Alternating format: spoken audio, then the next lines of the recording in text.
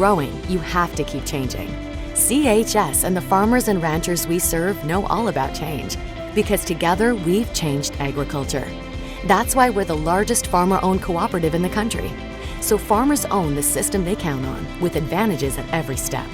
From innovative tools that help crops grow, to grain processing expertise, to energy solutions, we create connections to empower agriculture. Learn more at chsinc.com.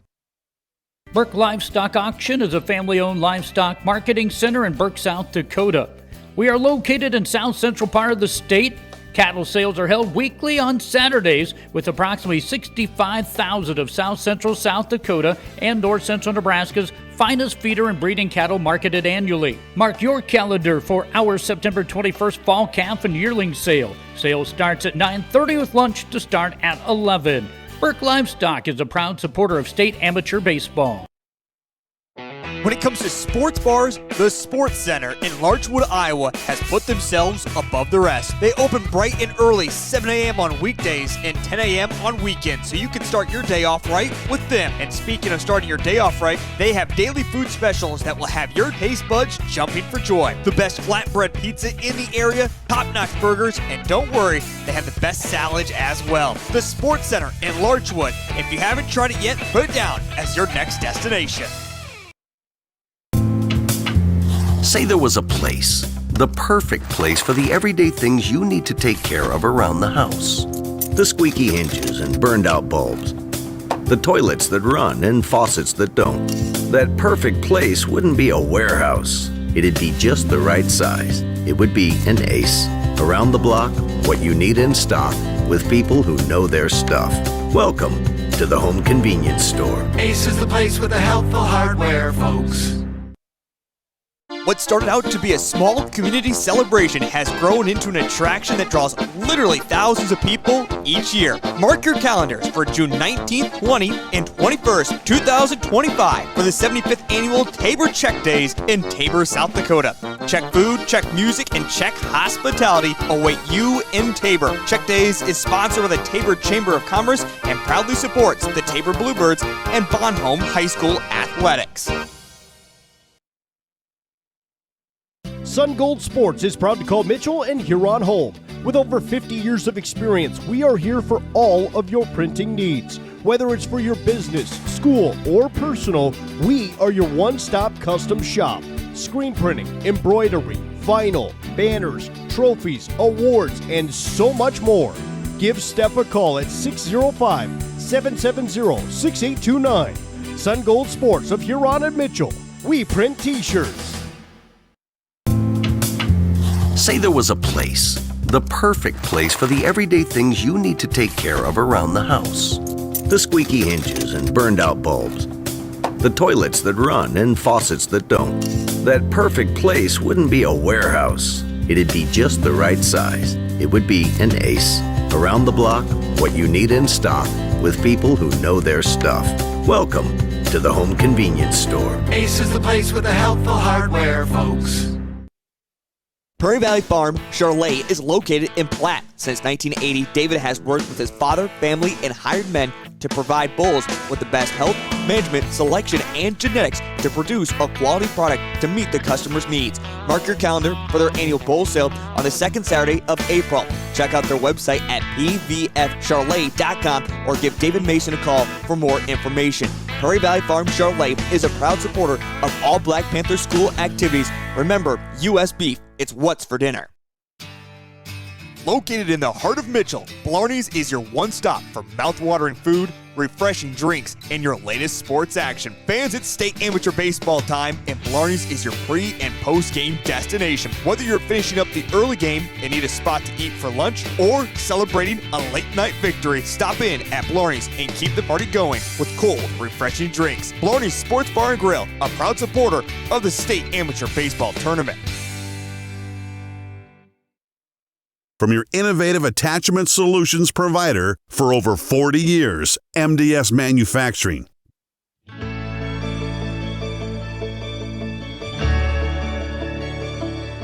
One of a kind, revolutionary,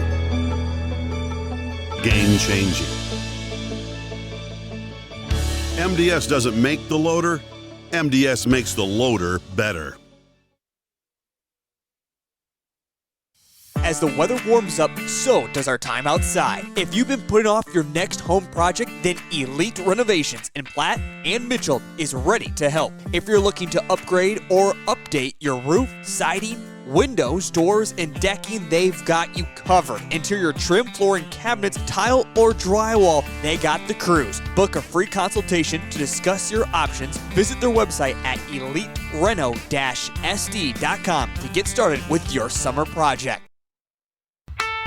The One Stop in Redfield is a friendly, family-owned business. We carry hot stuff, pizza, sandwiches, and more. Before you take a trip, or if you're just out and about, stop by and fuel up with Sinclair gasoline from E30 to E85. Use your Dino app for extra savings and your Pump and Save card for free stuff. Don't forget to visit the automatic car wash for that spotless shine. One Stop in Redfield is a proud supporter of all school sports and activities. Triatel is a telecommunications company that serves over 10 small communities. And just because you live in a small community doesn't mean that you can't get good service. For me, it's really important to be able to work remotely here in the country. If you live in the Triatel service area and you're looking for a good, reliable, high-speed internet connection, we've served our members for 65 years and we're going to be serving you long into the future.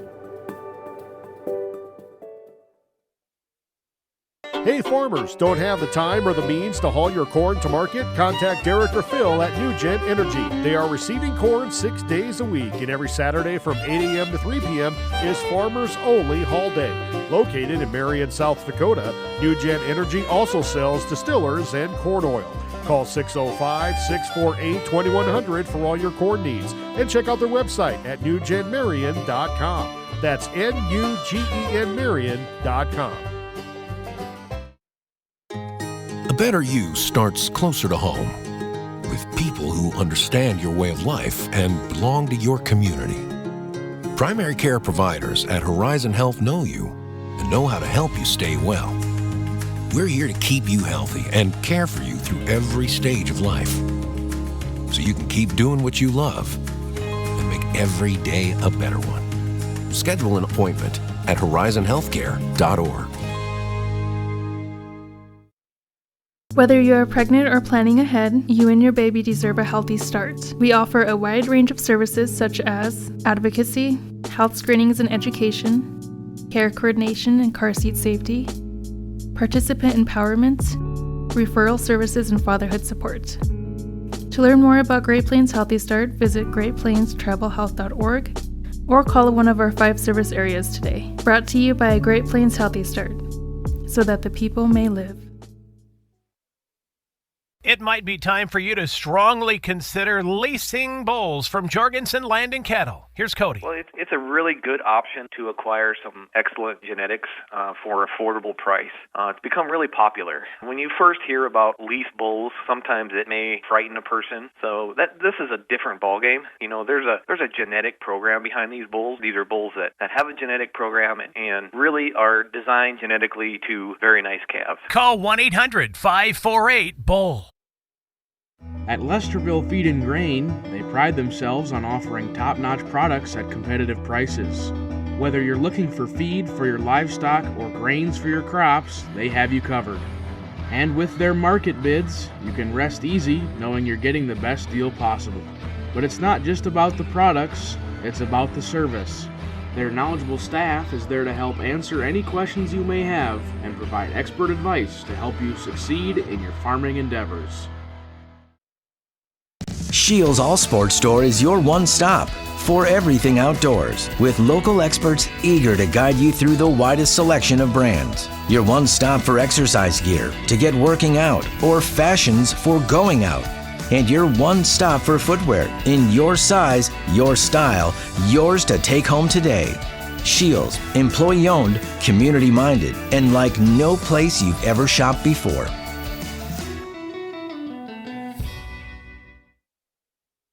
Dr. Kelly Tobin and staff at Rolling Hills Veterinary Clinic are proud supporters of high school athletics. When it comes to large and small animal health, look to Rolling Hills Veterinary Clinic. They understand how important your livestock is to you and will give you service that you can depend on. Call 539-1040. That's 539-1040. Rolling Hills is located on Dakota Avenue, across from Farm Bureau in Wessington Springs. Rolling Hills Veterinary Clinic. Being a part of a community means sharing the history and future of the people all around you. For 115 years, First Fidelity Bank has been doing just that, helping you get the most out of life by providing the services and tools you need, the conveniences and technology you want, and the friendly faces you expect. So you get everything you need right here, in the place you call home. Now and for many years to come. First Fidelity Bank. The heart of farming season is coming up, and Caton International is your HIH dealer in Crofton, Nebraska. Caton International offers top-notch parts and service to keep your equipment running smoothly all season long. Their team of experts is there to help with any maintenance or repairs you may need, so you can focus on what you do best, farming. And don't forget to check out their website for the latest deals and promotions. Whether you're in the market for a new piece of equipment or just need some replacement parts, Caton International has you covered. We travel in packs. Fearless first-timers and go-getters. Sightseers and mudslingers. Trail conquerors and adrenaline junkies. We believe great rides deserve great company. And wherever the ride takes us, there's always room for one more. Experience the enduring legacy of Castlewood Farms Elevator, a farmer-owned cooperative that has served the ag community for more than a century. Dedicated to enhancing efficiency and offering superior services, they provide a comprehensive range of crop nutrition, protection products, commercial fertilizer, and livestock feed. Visit CastlewoodElevator.com or give them a call today. Your ultimate destination for agriculture needs is Castlewood Farmers Elevator. Discover a piece of Americana at Cohn's Corner, a renowned 1920s rural gas station turned firearm haven in the upper Midwest. Since 2004, their updated store has preserved nostalgia with gas pumps and snacks for travelers alongside a selection of 2,500 firearms. Purchase in-store or through Charlie for global delivery. They buy single guns, entire collections, and offer trades. Whether you're a collector or looking to sell, they've got you covered. Cohn's Corner, proud sponsor of Castlewood Youth Athletics and Events. And welcome back to beautiful Cadwell Park here for game number 2 of the nightcap and game number 2 of round 2, featuring the Castlewood Ravens and the Dimock-Emery Raptors. I'm Reagan Weber alongside Justin Hausman, Spencer Bewley on production, and Morgan Gill on camera. We'll do our lineups here for both teams, starting with the Castlewood Ravens. Castlewood Ravens coming with a record of 14-8. Manager Dan Hoggy. In District 2, representative of the Eastern Dakota League, representative number 2, defeated Volga 13-3. Lost to Lake Norton 2-1, and then defeated Elkton 3-2 to qualify in the state tournament in the first round. An upset, they defeated Tabor 7-5. And looking at the lineup here for the Castlewood Ravens.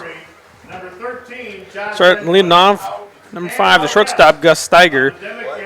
Doing the pitching tonight, number 2, Alex Gower. In left field, number 12, Kellen Bennick. At third base, number 20, Peyton Garbers. In center field, number 9, Nate Finney. At second base, number 8, Booker Shuley. At first base, number 42, Lucas Ching. Doing the catching, number 15, Blaine Schleisman. And in right field, number 1, Keegan Tweet. And on the other side for Dimock-Emery, they come with a record of 17-2. The manager is Brad Barcher. They're number 1 representative from District 5B, the Sunshine League. They defeated the Mudcats 11-5 to qualify, and in the state tournament, they defeated Lake Norton 7-2. Looking at the starting lineup here for the Dimock-Emery Raptors, leading off the shortstop, number 1, Drew Kitchens, followed by the center fielder, number 17, Peyton Nash. At third base, number 9, Jason Schmidt. At first base, number 19, Phil Johnson. Number 16, Phil Johnson. At second base, number 3, Sam Pischke. Doing the catching, number 20, Colton Plogman. And left field, number 15, Chase Aaron. Doing the DH tonight, number 24, Sam Aaron. In right field, number 23, Sawyer Schultz. And on the mound tonight for the Raptors is number 13, Josh Inquest. So, once again, round 2. If you're just joining us, we just finished up game number 1 of round 2 with Weston and Springs and Larchwood. Larchwood punched their ticket to the round of 8 with a win of 16-6. Our lineup were brought to you by Shields. Shields carries world-class brands and back every product they carry with their Shields guarantee. You can feel the confident knowing you're purchasing the same footwear, apparel, and gear professionals they rely on. So it looks like Inquest just doing his pitching, his warm-up pitches here. Once again, we'll set up the alignment left to right. From starting to the left, Aaron, Nash, and Schultz left to right in the outfield. And from third to first, Schmidt, Kitchens, Pischke, Johnson. And then 2 battery mates, Plogman and Inquest. Inquest, he's a good pitcher. He does a lot of the pitching for Dimock-Emery other than Phil Johnson. He's can definitely speed up and slow down whenever he needs to, but Inquest is definitely a guy that Brad Barcher relies on when needed. And our boys in blue or red, I guess, with the jackets over top. Behind the plate, Perry Negabar. At first base, Pat Dockendorf. And at third base, Scott Corton. Leading off for the Castlewood Ravens is number 5, the shortstop, Gus Steiger. And I was getting told by one of our 605 Sports insiders, John Akery, Steiger played baseball for SDSU, got picked up by the Reds farm system and made it all the way up to single A. And there's a base hit there to left center. Steiger trying to stretch it to a double, and the quick tag there by Pischke, and Steiger's out, so he'll get a single, and then caught stretching into a double. That's going to bring up number 2, the starting pitcher tonight for the Ravens, Alex Gower.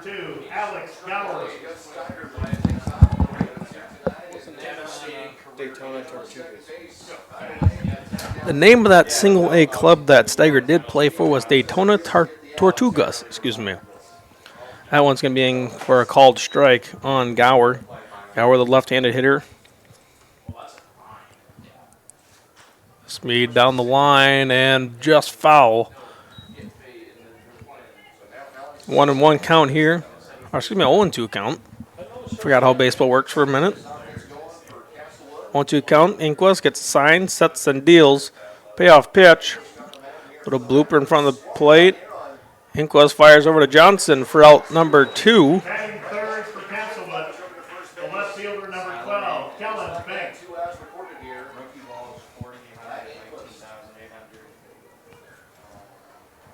Now batting here for the Castlewood Ravens, the left fielder, number 12, Kellen Bank. And he's going to get hit up on the shoulder. He'll move on down to first base with an HP. That's going to bring up number 20, the third baseman, Peyton Garbers. Batting cleanup for the Ravens, the third baseman, number 20, Peyton Garbers.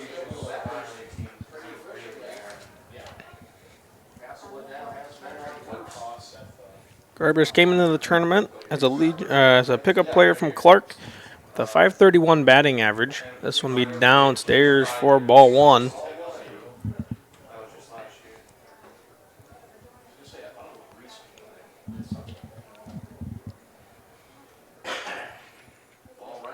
Pick over there to first. Bank back inside, back in time safely. There's a little hidden ball trick down there. Oh, is there? Yeah. I didn't. First baseman Phil Johnson tried it. No luck.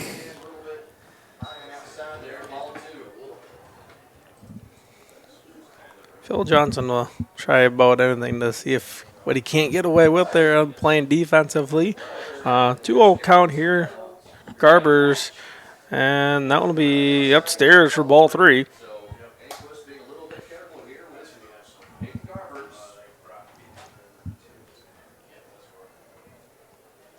This one will be outside for ball 4. We'll have runners on first and second with 2 down. That's going to bring up center fielder number 9, Nate Finney. Batting fifth for Castlewood, the center fielder number 9, Nate Finney.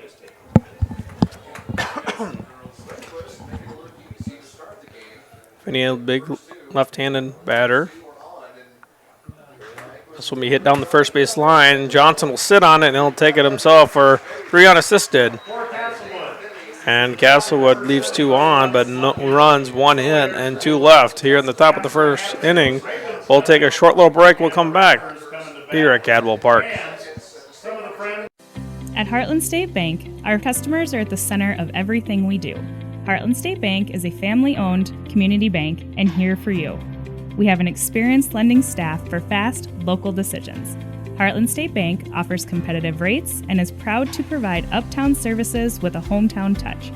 With 4 locations in Redfield, Tulare, Wessington, and Highmore, we aspire to support the communities we live and work in. Heartland State Bank, member FDIC. It may seem like the smallest town in South Dakota, so how could it have everything you need when you may find yourself in the middle of nowhere? But at Canova Service Center, whatever you may need in the middle of nowhere, that's where they are. Fencing, lumberyard, hardware, oil changes, tire sales, and repair. Rental equipment, feed bunks, cattle shelters, convenience store, and more. So no, you're not in the middle of nowhere. It's the Canova Service Center. We're your local one-stop shop. This is Angela, owner and operator of Amcoda Farm and Home Center. From the DIYers, fixer-uppers, to contractors, we have what you need to get the job done. Building supplies, Valspar paint, and tools, Crystal X tubs, fencing supplies, and bog boots for your farm needs. We know how busy life can get. We offer delivery to make your life easier. Amcoda Farm and Home Center on Dakota Avenue in Wessington Springs. Big city value, small town. And we are back here at Cadwell Park. Scheduled to do up here for Dimock-Emery, Drew Kitchens, Peyton Nash, and Jason Schmidt. Inning sponsor for the first inning is Dimock Cheese, proud to carry a wonderful selection of homemade artisanal cheeses. Feel free to browse our selection of gift boxes, cheese trays, and more on their website. A proud sponsor of Dimock-Emery and the State Amateur Tournament.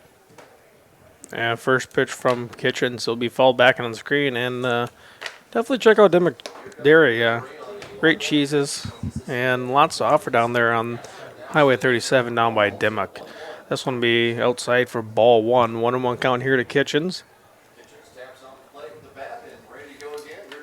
Gower takes his kicks and fires outside ball 2.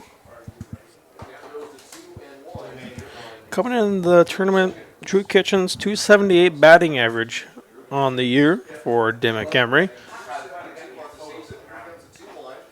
Swung on, miss, strike 2 there for Drew Kitchens. 2-2 count here.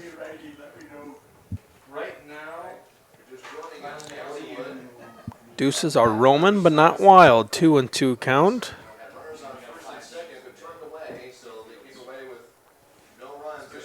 This one swung on, miss for out number 1, and first strikeout for Alex Gower in the ball game. That's going to bring up the center fielder, number 17, Peyton Nash. Nash got some real speed to him, so ground ball in the infield, you want to get rid of it quick. Nash coming into the tournament, he had a .324 batting average. Good year for Nash. That one's going to be in for a called strike, says Perry Negabar.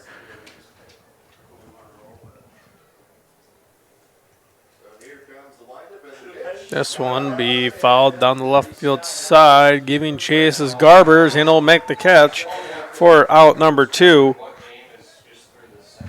And it's going to bring up the third baseman, number 9, Jason Schmidt. Schmidt comes up with 2 away already in the inning. Schmidt came into the tournament a .308 batting average. Taking his time digging in.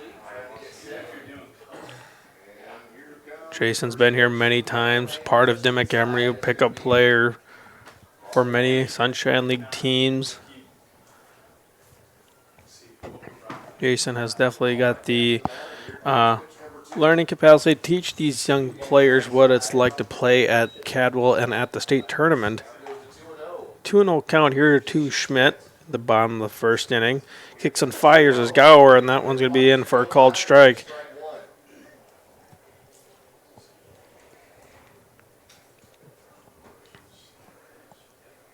Gower gets a sign, kicks and fires. This one will be fouled back right into the screen. And as Justin would say, deuces are wild here at Cadwell. 2-2 count with 2 away.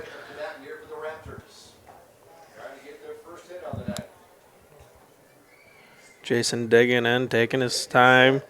Gower shakes it off, doesn't like it, gets a sign he likes, kicks, fires, payoff pitch. This one's popped up. Shortstop closing in and making the catch. That will be Gus Steiger. So the Raptors go 3 up, 3 down here in the first inning. And we'll take a quick little break. We'll be back for the top of the second here on Live Ticket TV. If you love being outside, solving problems, and working with your hands, apply now at James Valley Landscape Solutions. James Valley offers on-the-job training in all aspects of the green industry, with modern equipment and technology and competitive pay. Benefits include overtime pay, health care, dental, vision, and more. Apply now at jamesvalleylandscape.com or in person at 600 West Spruce in Mitchell.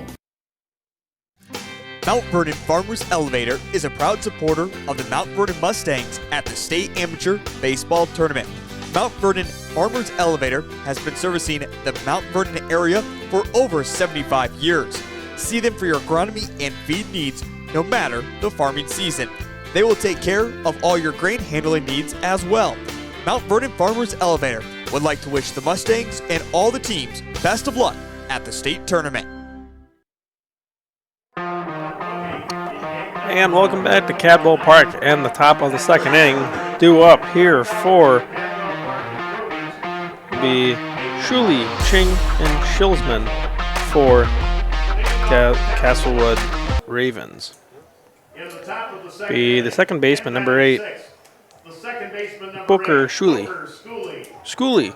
Oh, Joe pronounces it. I was going to say, I think it was Schooly. I didn't want to be wrong, though. This one will be high and tight, pushing Schooly off the plate for ball 1. Inquist kicks and fires. This one will be fouled off of Schooly. Be 1-1 count.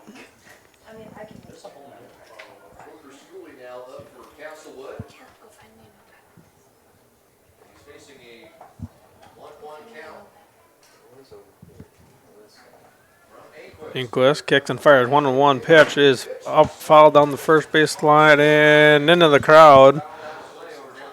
And kids fight for that foul ball, as they can either keep the ball or turn it into the concession stand for $2 from the Friends of Amateur Baseball. Well, considering how the cost per ball of South Dakota Amateur Baseballs, be a better deal to keep it. Earning more money that way. This one will be hit down the left field line. Aaron giving chase, and nice routine can of corn catch for out number 1. That's going to bring up the first baseman, number 42, Lucas Ching. Batting 7th for the Ravens. The first baseman, number 42, Lucas Ching.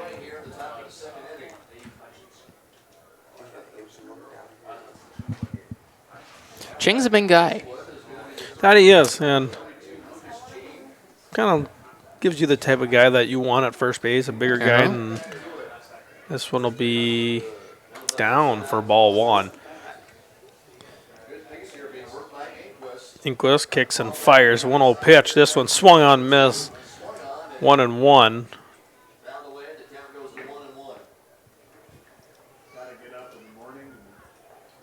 Inquist gets a sign, kicks and fires. This one swung on a miss again for strike 2. 1-2 the count.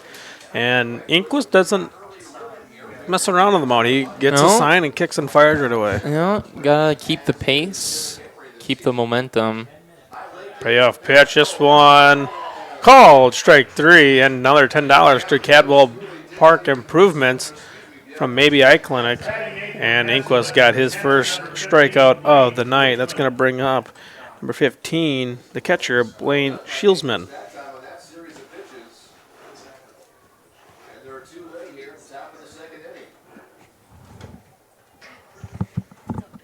This one fouled back into the screen for strike 1.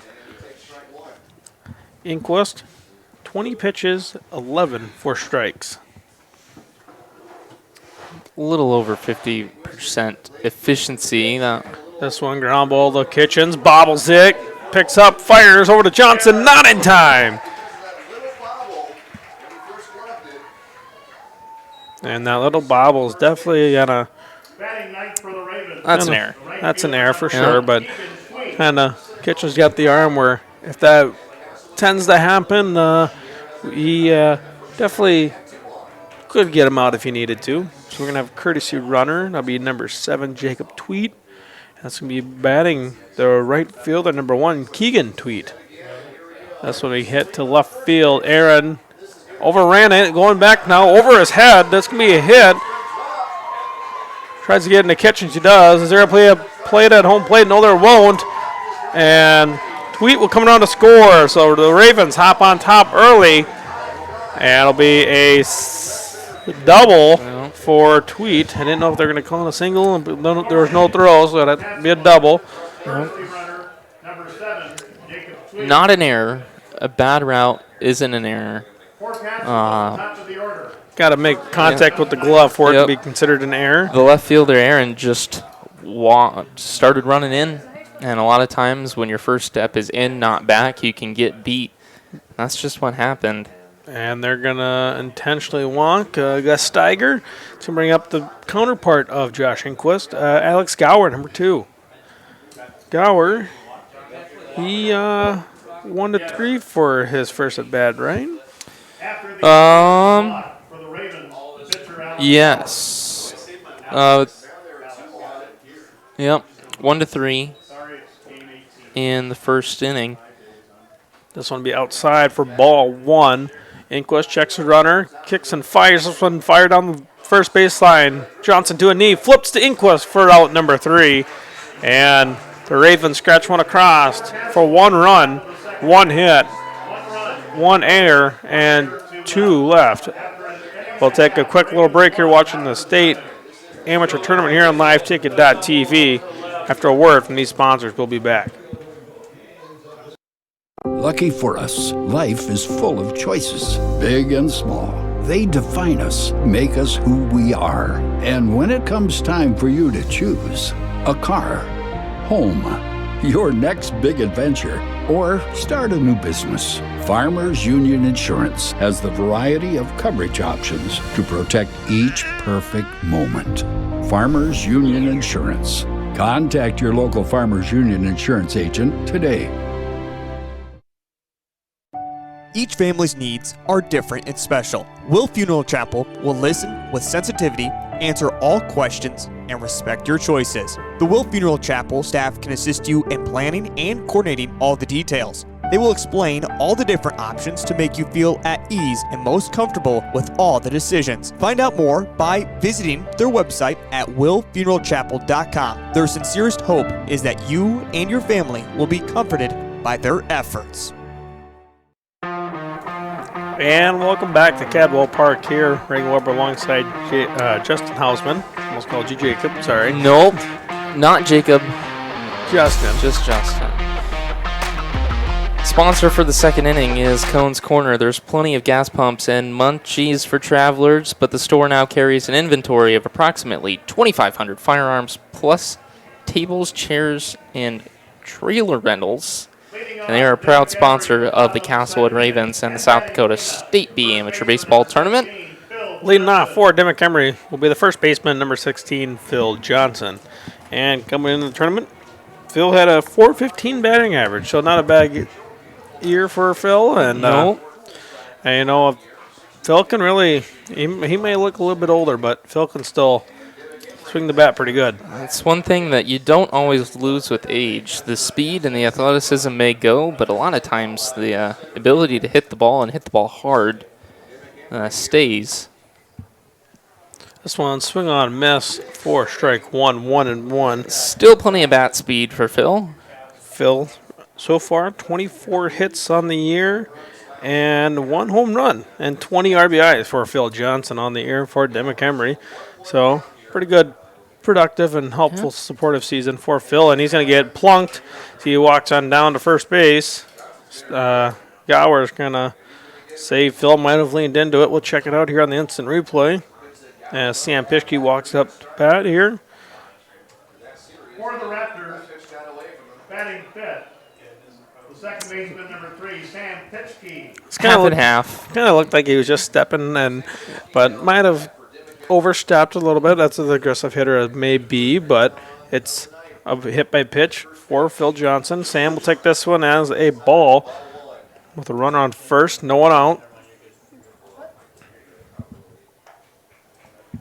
Sam Pischke comes in with a .317 batting average here for Dimock-Emery.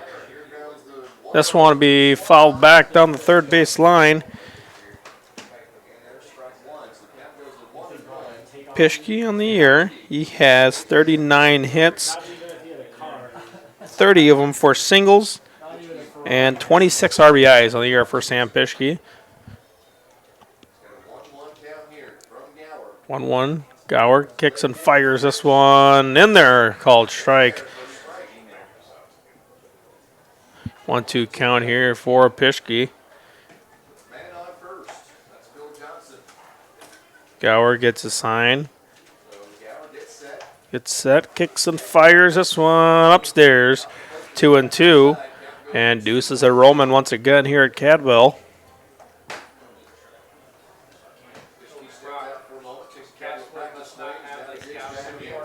2-2 count, kicks and fires Gower, and just a bit outside, and it'll be full.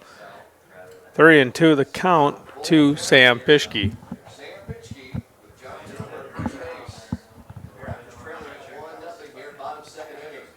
Gower doesn't like it, gets one he likes, gets set, checks Phil. This one did not go, and we'll have runners on first and second. Come at the bat, the catcher, number 20, Colton Plogman. Plogman came in with a .380 batting average. 31 hits in the year, 28 of them for singles, 3 doubles, and 13 RBIs for Plogman.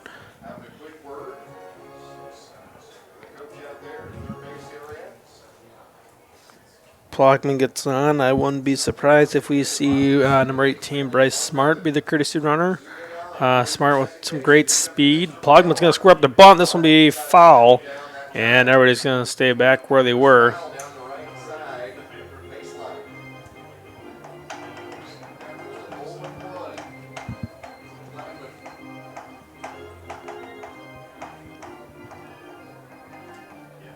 Plogman getting the sign from the manager, Brad Barcher.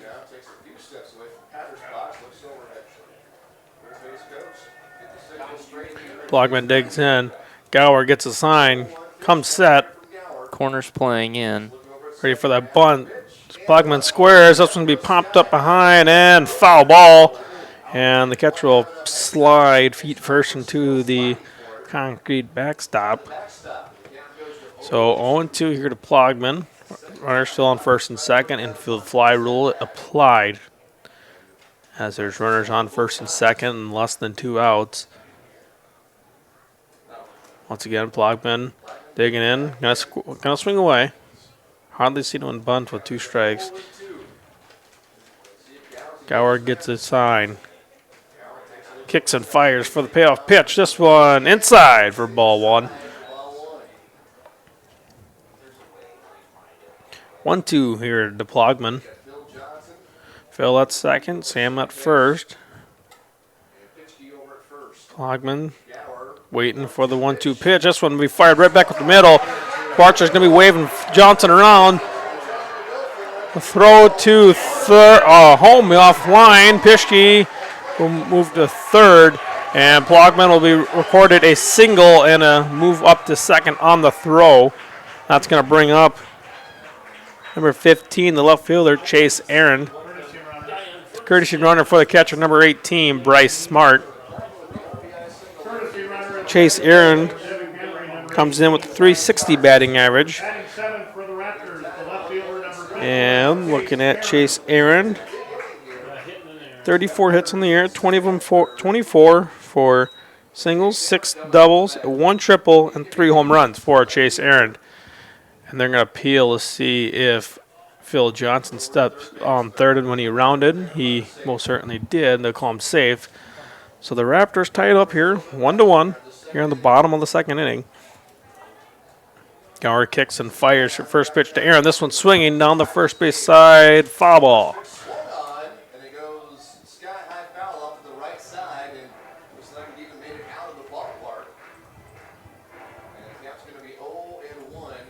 One count here, 2. Aaron kicks and fires. Gower deals again. This one be downstairs for ball 1.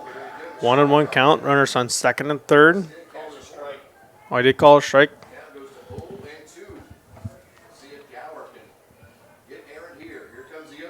This one will be outside.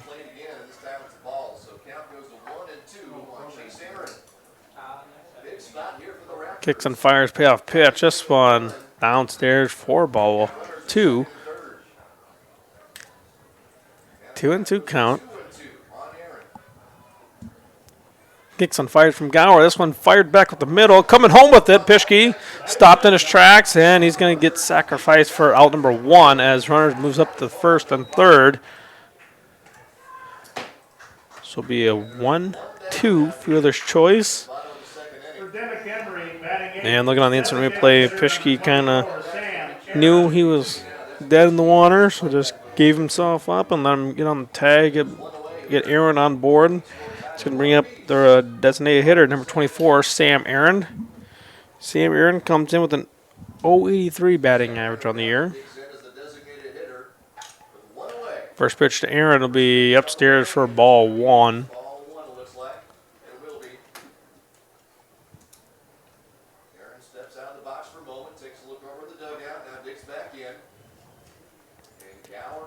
Gower comes set, kicks and fires, and Aaron was on the move,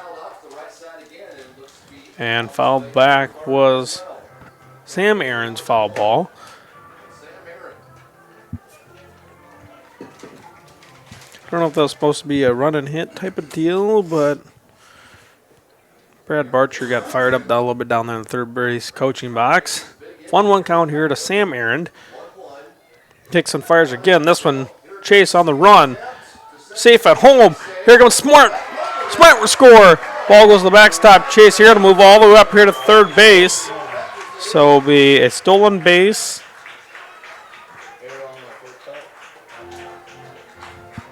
And they're going to call it an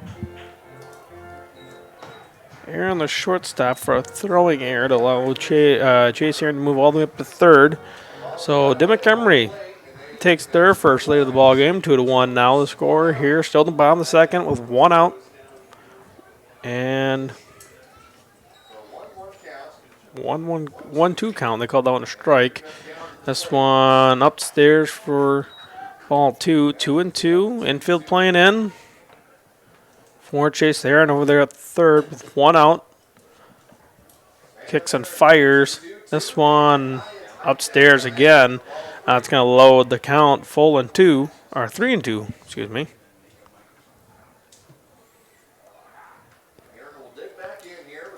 Kicks and fires. This one swung on, miss for strike number 2, or strikeout number 2, I should say. Infield will play back to the normal depth. That's going to bring up the bat the right fielder, number 23, Sawyer Schultz. Sawyer digs in from the right-hand side. Kicks and fires. Swung on a miss on the first pitch.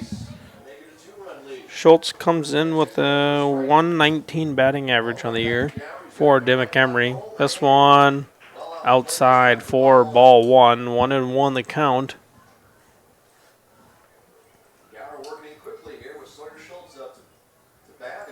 Kicks and fires again. 1-1 counts. Schultz swings and miss. Delayed steal from Aaron. This one throw home. And Aaron's in there for another run for the Dimock-Emery Raptors. 3-1 now your score. We'll see it again here on the instant replay. There's the swing and miss. Throw back to the pitcher. And throw back home. And Aaron gets the hand in. The ball doesn't quite go into the catch. The catcher was looked like he was trying to get the tag down before the ball was in the glove. And Aaron just timing up those throws back. If you get too repetitive, it can be really easy to take that base and steal a run.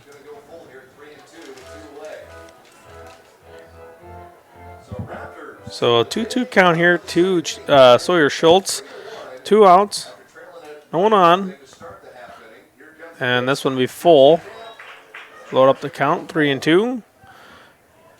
Base hit ball 4 opportunity here for Sawyer Schultz, the number 9 batter in this Dimock-Emery lineup. Kicks and fires. This one in there for strike 3. And that'll end the second inning here for Dimock-Emery. 3 runs. They take the lead, 3-1. We'll be back here on Live Ticket TV after word from these sponsors. Are you in need of high-quality lumber for your next project? Looking for top-notch agronomy services to keep your crops thriving? Need a reliable source of propane and fuel for your home or business? Look no further than Tabor Lumber Co-op. Whether you're a seasoned contractor or a DIY enthusiast, Tabor Lumber Co-op has everything you need to get the job done right. And with their competitive prices and top-notch customer service, you'll be glad you chose Tabor Lumber Co-op for all your lumber, propane, and agronomy services. Do you have a pest problem? Got bats, ants, termites? Family owned and operated, Olson's Pest Technicians have had over 50 years experience taking care of pest problems in places across South Dakota, Nebraska, and Iowa. Utilizing brilliant methods such as Centricon bait stations for termites and Vicane treatment for bed bugs. There's no pest too tough for Olson's Pest Technicians. If you have pest problems, call 800-KILL-BUGS. And we're back here at Cadwell Park for the top of the 3rd inning. And we will have 2, 3, 4 batters. Gower, Benk, and Garbers for Castlewood. One more down the order. Oh, I got it. Gower, Gam. I can't even read my Garbers. Yeah, can't even read my own handwriting.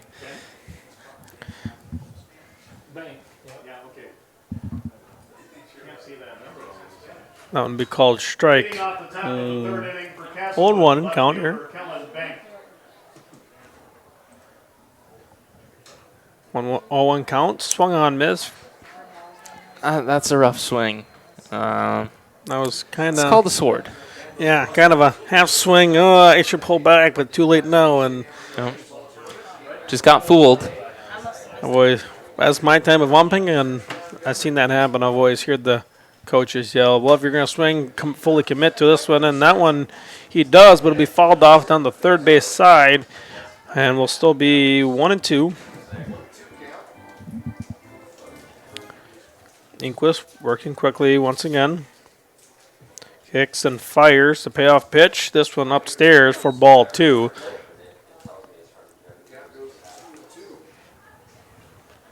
2-2 count. Inquist once again comes set. Fires. This one popped out to center field. Nash giving chase and camps underneath it. 4 out, number 1, and F8 down in the scorebook. It's going to bring up the bat, number 20, Peyton Garbers, the pickup player from Clark, wearing his home red jerseys, I believe, if I'm not mistaken, by Clark. Castlewood wearing their road purples, the white lettering, and then Dimock-Emery wearing their home whites with the green strip across the chest with the DE. And looks like Castlewood's going to activate the bullpen already.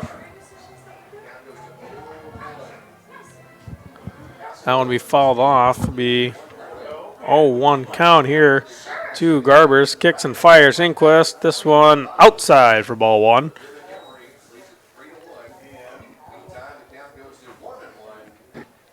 1-1 count here. Inquist gets a sign from Plogman.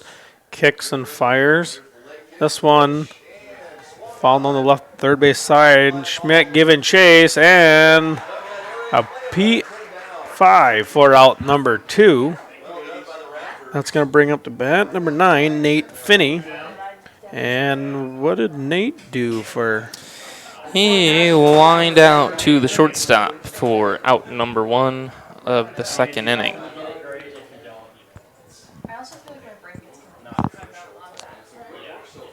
Like we said before, Inquist moving quickly on the mound, kicks and fires. That one downstairs for ball 1. He doesn't waste much time up there, does he? Nope. Working quick. Got to keep the batters on their toes. Kind of a lot of them Dimock-Emery guys that like to work quick like that. I know Phil likes to, just from experience, Phil likes to do that a lot. I know Jason Schmidt does as well. This one giving chase. Nash out in left center, making the catch for out number 3. So Castlewood goes 3 up, 3 down here on the top of the third. We'll move to the bottom half after a word from these sponsors here on LiveTicket.tv. The right nutrition, animal health, and record management is key to having a profitable cattle program. That's why you want to work with the people at Farmco, who will take the time to learn your operation and help you grow your business. We are your full-service agriculture provider of feed, seed, animal health, farm, and ranching equipment built on terrific service. Get to know Farmco locally owned and serving you in Chamberlain, Platte, Winter, and east of Kimball at the Paragon. Visit us online at farmcosd.com. Farmco, feeding your future.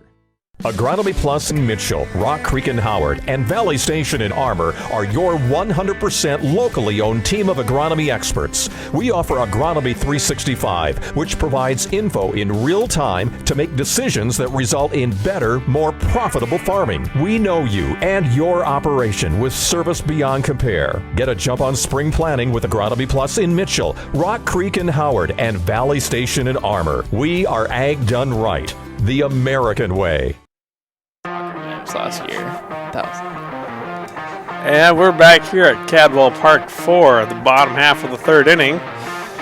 Third inning is brought to you by Great Plains Health. The mission is to improve the wellness of our people by providing quality health care, public health services, and support in partnership with the tribal nations of the Great Plains area, a sponsor of the 2024 South Dakota State B Amateur Tournament. And after that throwdown, we are ready to rock and roll. Leading off with number 1, Drew Kitchens. Last time up the bat, Kitchens went down swinging and back in the first inning. Come on over. Okay, which one you got? Gower kicks and fires. First pitch of Kitchens is inside for ball 1.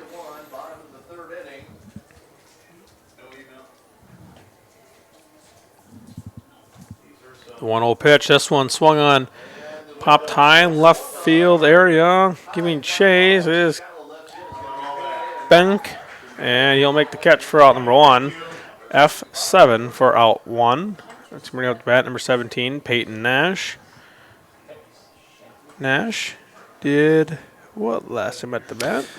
Nash popped out foul to the third baseman, Garbers.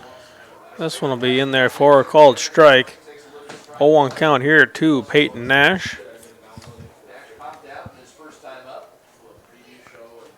Gower kicks and fires. This one outside, ball 1.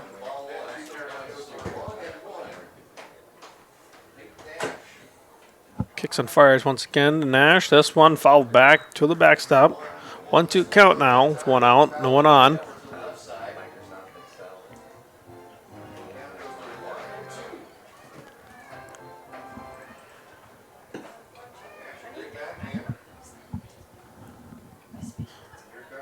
Gower, the payoff pitch. This one hit to the right side of the field. On back, Tweet, and he'll make the catch for out number 2. It's going to bring up the bat one, the veteran, and probably one of the older guys on the team, Jason Schmidt. The only ones that are probably older than Jason would probably be Doug Sedbeck and Gene Kitchens and Phil Johnson, maybe. They're all about the same age. Doug 53, the eldest member of the Dimock-Emery Raptors. That one's be foul ball called off the knob of the bat.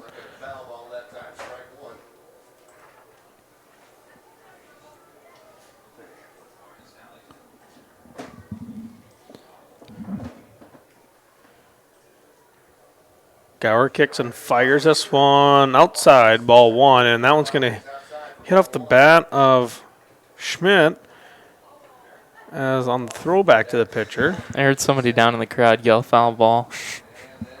Well, I guess they're still staying ahead of the game at least. Yeah. Can't fool old Perry down there. This one upstairs, ball two, 2-1 the count. No, I'm still kind of trying to figure out the order of eldest players in the Raptors. That would be a good trivia question. Who can name the top 5 oldest members of the Raptors? This one swung on, belted. This will be left side of the field. Giving chase is Steiger, making the catch for out number 3. And Raptors go 3 up, 3 down here in the bottom half of the third inning. We'll take a short little break. We'll be back here at Castlewood Park on Live Ticket TV.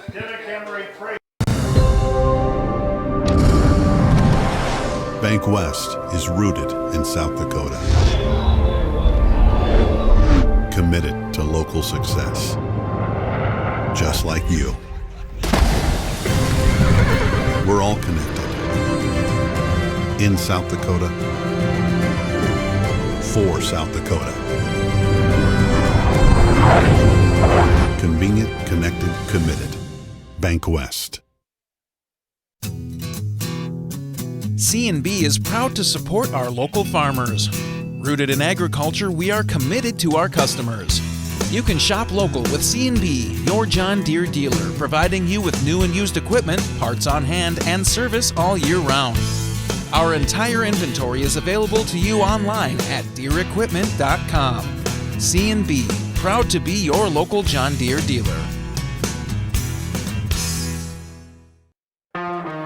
And we are back here at Castlewood Park for the top half of the fourth inning, and we'll have Schooley, Ching, Schleisman due up for the Castlewood Ravens.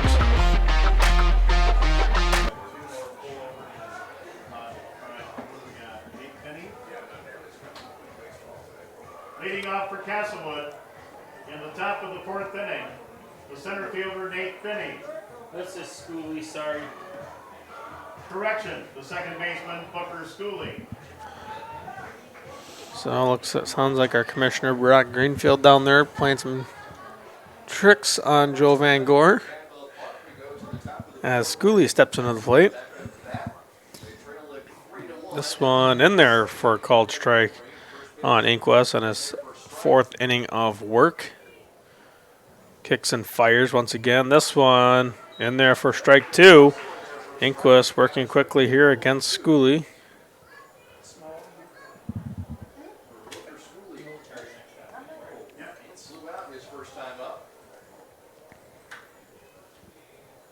Gets a sign, payoff pitch. This one swung on, miss for strike number 3. And for Inquest, that is strikeout number 2. For the Ravens, the first baseman Lucas Ching. I'll bring up the bat. Lucas Ching for the Castlewood Ravens. What you have? 609? Yes. All right, man. This one swung on, miss for strike 1.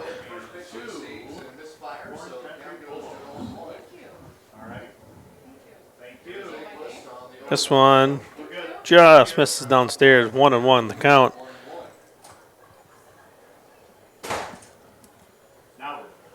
Kicks and fires. Inquest. This one in there for a call. Strike 2. 1-2 the count now to Ching. With one away, no one on. Inquest gets a pitch. It's a sign. Payoff pitch. This one just misses the strike zone. 2-2. Might get some, hit the rosin bag for some more grip on the ball. Inquist gets a sign. 2-2 pitch. This one, ground ball there to Schmidt. Schmidt wires all the way over there to Johnson for out number 2. A good internal clock from Schmidt, knowing that the runner down the line doesn't have the best speed. He able to collect himself for another step, get more time to fire a better throw over to first for out number 2. That's going to grab the bat. Number 15, Lane Schliesman. This one swung on, hit down the right field side, and out of play for strike 1. What did Schliesman do last time at the flat, Justin? He reached on an error, later scored the only run of the game for the Castlewood Ravens. That one is downstairs for ball 1. 1-1 the count, 2 away here in the top half of the 4th inning. Inquist kicks and fires. Once again, the 1-1 pitch fired into the alley. Nash trying to give chase. Won't get there in time. Be down for a base hit for Schliesman. All right, I'm assuming we're going to see a courtesy runner. We will. We got hands up. And I would assume be the same guy. And let's 7. See. Yep. Jacob Tweet is our courtesy runner there at first base. That's going to break the bat. Keegan Tweet. I would almost assume they're brothers. Probably. This one hit to the left side. Aaron barely has to move to make the catch. Move back a couple steps, that's about it. And, well, Castlewood will get one on board with 1 hit, but can't scratch any across. So we'll head to the bottom half of the 4th inning after word from these sponsors on Live Ticket TV at Cadwell Park. Live Ticket TV continues to grow and bring you more sports coverage than ever before. And now, Live Ticket TV is happy to announce their partnership into college athletics with Dakota Wesleyan University. That's right, Tiger Nation. Live Ticket TV and DWU have teamed up to bring you coverage of all home sporting activities for the Tigers. If you'd like to advertise during these sporting events, give Live Ticket TV a call. Dakota Wesleyan University Sports, now on Live Ticket TV.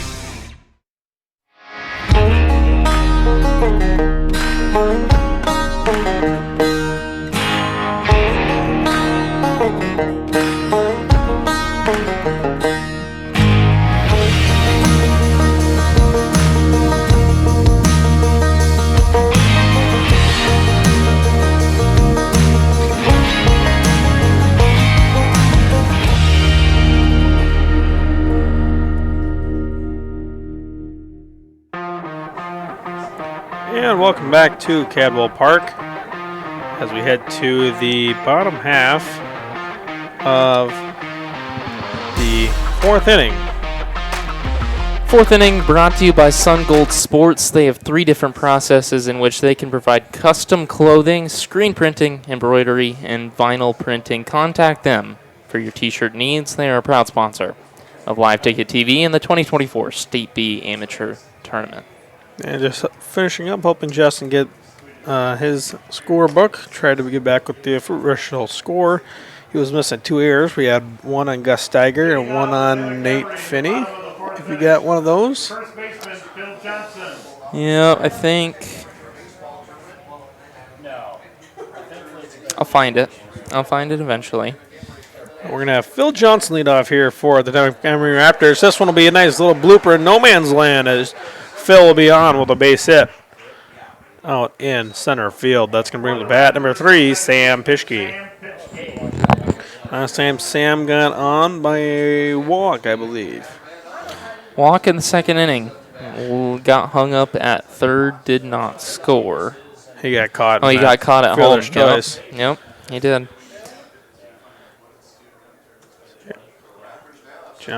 Phil over there first. First pitch to Sam. They'll be in for a called strike.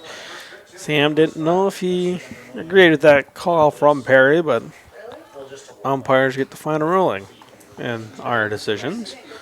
And their decisions, I should say, not ours. It's a sign, comes set. Kicks and fires as Gower. This will be hit on the left side, giving chase. Won't be there was Finney. And we'll have runners up 1st and 2nd with no one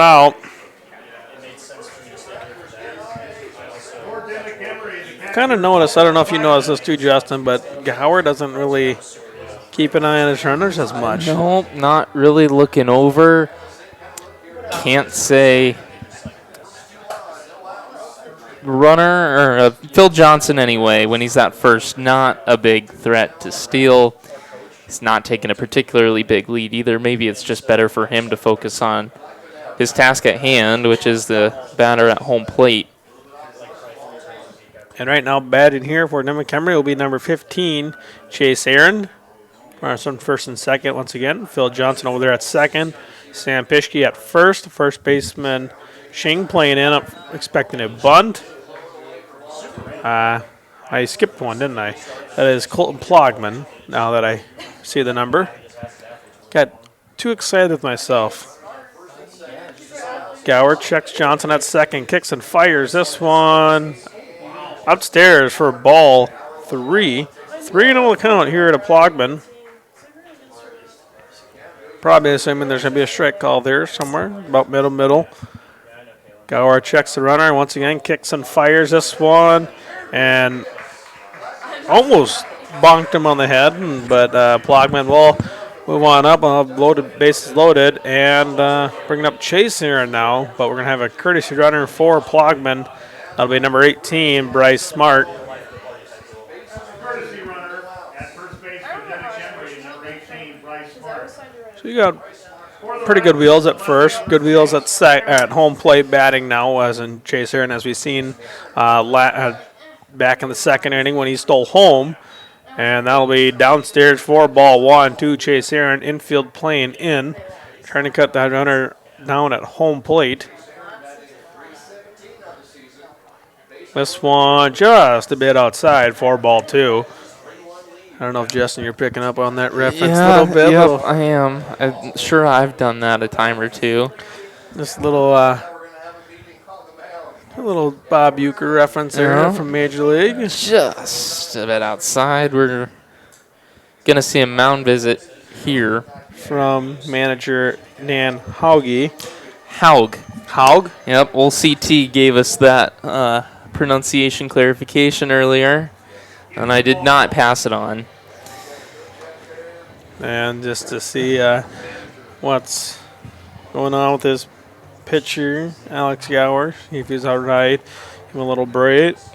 2-0 count right now to Chase Aaron. And we said bases loaded. Johnson over there at third. Pischke at second. Bryce Smart, the courtesy runner for Colton Plogman at first. Perry will make a slow walk out there to... Pace of play is a big thing for umpires, and I'm sure that you... It was one of the biggest things mentioned in my district clinic this year in District 3, pace of play specifically in amateur games. And it was given to every team in part of a little flyer. Everybody gets one. Every year. Yeah. 60 seconds or less in between innings. Don't know how often it happens, but... This one will be in for a called strike. Gower kicks and fires this one and fall back into the net for strike 2. 2-2 the count. I know since both of us are umpires, I kind of let them talk it out a little bit more than if, it tends to get a little bit longer. I slowly walk out there and, come on, guys, let's go. Pace of play, and this will be outside for ball 3. At least give them about 90 seconds is what I give them. And the rules like that are more closely watched here at this tournament than they would pretty much anywhere else during the year. And Chase Aaron disappointing himself on that one for a swung on a miss for a strikeout, and the third strikeout for Alex Gower. Make that the fourth strikeout. I was ahead of the game changer here. Bring up Sam Aaron, the older brother of Chase. This one high and upstairs for ball 1.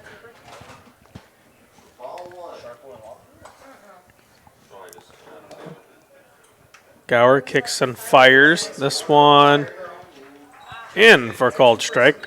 1-1 the count. Man, I noticed, and I will agree with you, in the district meeting, they did mention that they ain't going to implement the pitch clock, but if, pace of play, like you said, we were talking about, if it takes longer at the amateur tournament, there would be implemented one. I think we'll see it within the next couple of years.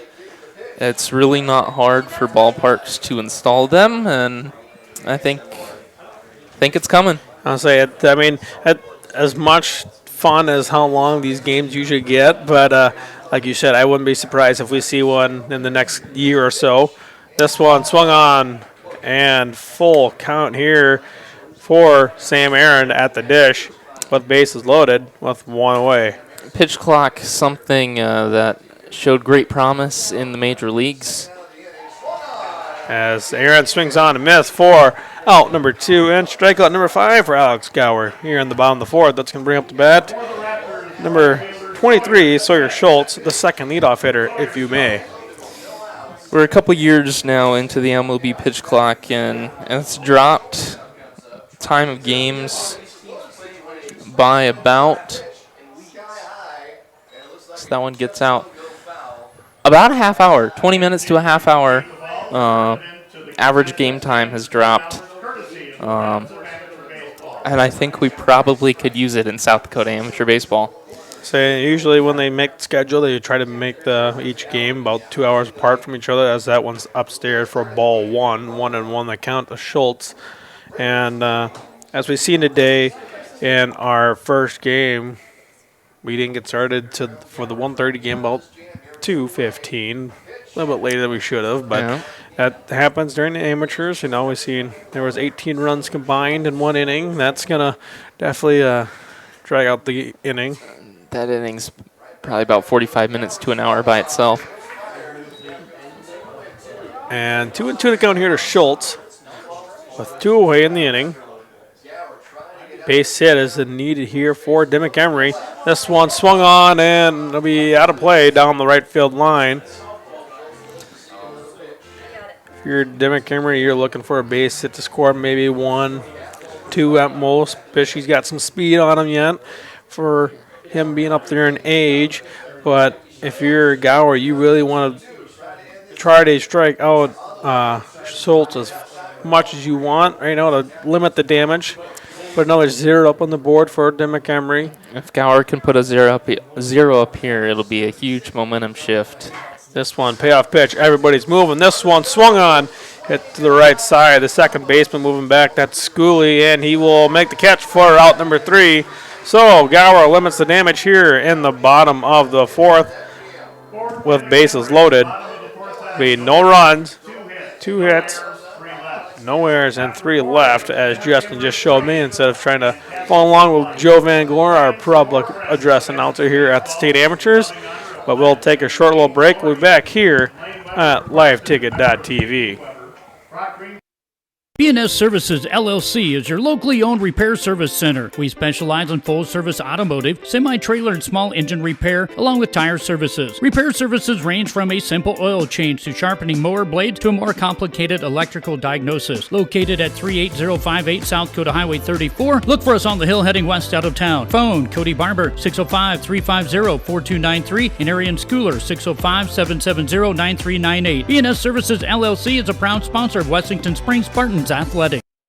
Dimock Cheese has been making handmade artisan cheese for over 90 years and has over 25 flavors of cheese. Stop by the store for sampling of all the cheeses. The store also offers several South Dakota-made products. And at the store, find Remedy Brewing on tap. Dimock Cheese offers gift boxes, and fundraisers are available. To find out more, go to the website, DimockDairy.com, or call 605-928-3833. And don't forget to check your local grocery store for their premium cheeses and cheese spreads. Dimock Cheese.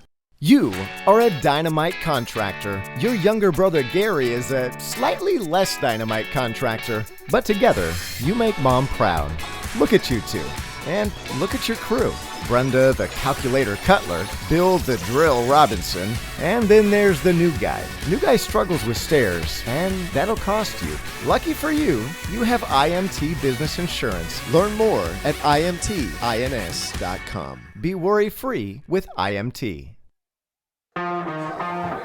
And welcome back to Cadwell Park. As you just witnessed, Gus Steiger moving on to 2-2 on the ball game with a base hit right up the middle, just outside of the outstretched arm of Drew Kitchens there at short. That's going to bring up the bat. The pitcher, the counterpart of Josh Inquist, Alex Gower.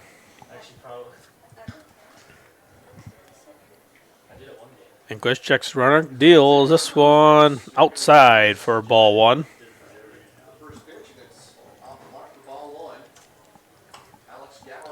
Inquist gets a sign and steps off. Steiger scrambles back to first base. Inquist kicks and fires this one, fouled back into the net. 1-1.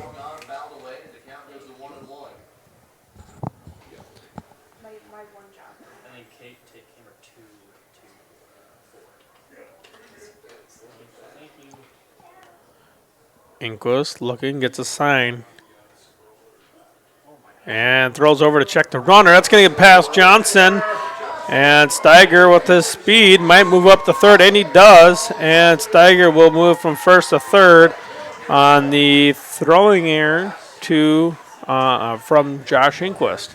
Two-base error. Puts a runner in scoring position. Third base.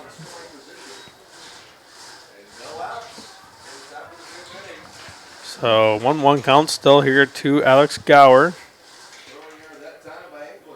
Kicks and fires. This one swung on the left side of the field. Aaron giving chase. That'll be over his head. The run will score from third. Aaron ditches the glove as he throws in a second. It will be a double for Alex Gower. Gower wins that round against his counterpart Inquist. Helps himself out. Tacks on a run. Leads cut in half. Not a bad at-bat. That's going to bring up the bat. The left fielder, Kellen Bank. This one's going to run on in and plunk him right on the shoulder. He's going to walk on down to first base as Peyton Garbers will step up to the plate here for Castlewood with runners on first and second and no one out. And Brad Barcher's going to make the slow walk out to the mound and check on Josh Inquist. You know, sometimes you never want to allow runners on base, but sometimes it can help you to put that runner on first base in this situation. You create the force play, put the double play in order, and a double play can shorten your inning quite a bit, even with a runner on second. Yeah, I mean, now with runners on first and second, you got options what you want to do. You can either go to third, step on third, throw it across. You can still roll the double play. I mean, you got options here. I mean, like you're saying, it can help them a little bit if the cards are dealt to them, though. Yeah. Sometimes it'll help them. Sometimes it will hurt them. In order for for hit by pitch to help there, got to get yourself a ground ball. Can't give up a liner in the gap because then you just hurt yourself. So Garbers will step in here for the Ravens. Inquist checking there on second. Kicks and fires. This one be ball. Not a fairly big crowd tonight here at Cadwell. Kind of decently sized. This one hit on the left side of the field and out of play. Some fans giving chase. Some kids going after the ball.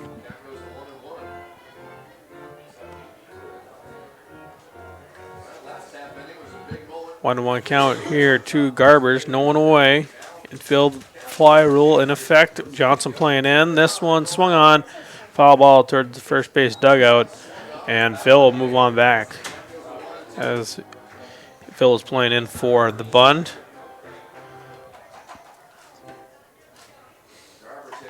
One-two count here to Garbers. Inquist gets a sign from Plogman. Checks the runner at second. Gower kicks and fire. This one, ground ball to Pischke. 4-6. No throw to first. It'll be just a 4-6 fielder's choice for out number one. Put runners on the corners. Just about got that double play we were talking about. Shortstop Kitchens didn't think he had to play at first. Tried to get a pump fake, catch that runner at third, rounding a little too aggressively. No play, though, and 1 out. It's going to bring up the bat. Nate Finney. This one will be outside for ball 1. Thank you.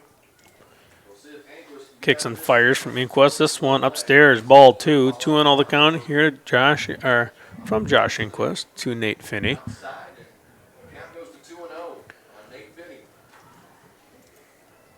Runs at the corners. Kind of surprised me that Garbers really isn't looking to steal here. This one hit on down the right field line, but foul. That one went a long ways. Had the height, but not the distance. Yep. Kind of thinking maybe Garbers might be on the move here. I don't know. He hasn't really made an attempt to move at all. Inquest kicks and fires. This one swung on and foul ball called Perry Negbar. 2-2 count here. Inquest looking for a strikeout here or a ground ball, either or. Kicks and fires. This one swung on and foul ball down the first base sideline. Baseline, sideline, kind of the same thing. Kind of thinking of baseball and our basketball and football seasons. Very looking forward to that. Only a couple weeks away. Kicks and fires. Inquest payoff pitch. This one fouled back. And we'll do it again.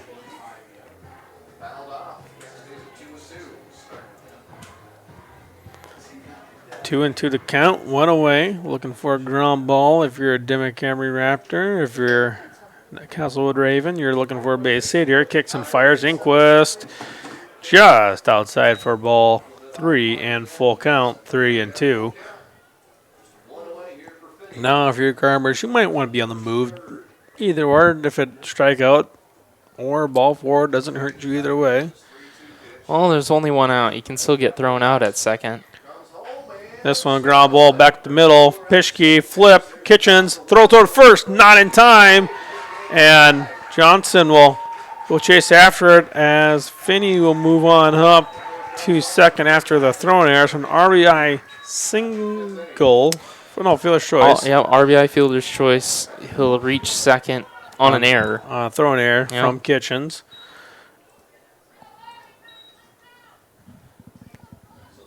So a 3-3 ball game here. Brings up Booker Schooley here for Castlewood. Runner at second base. Inquest kicks and fires. This one swung on, miss for strike 1.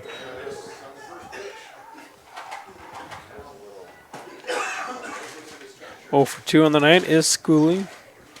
He's got 1 strikeout and ground out. Schooley, yep. Strikeout and a line out.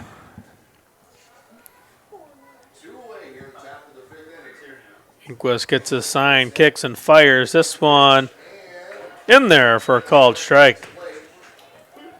0-2, the count here, 2. Booker Schooley here in the top of the 5th inning with 2 away.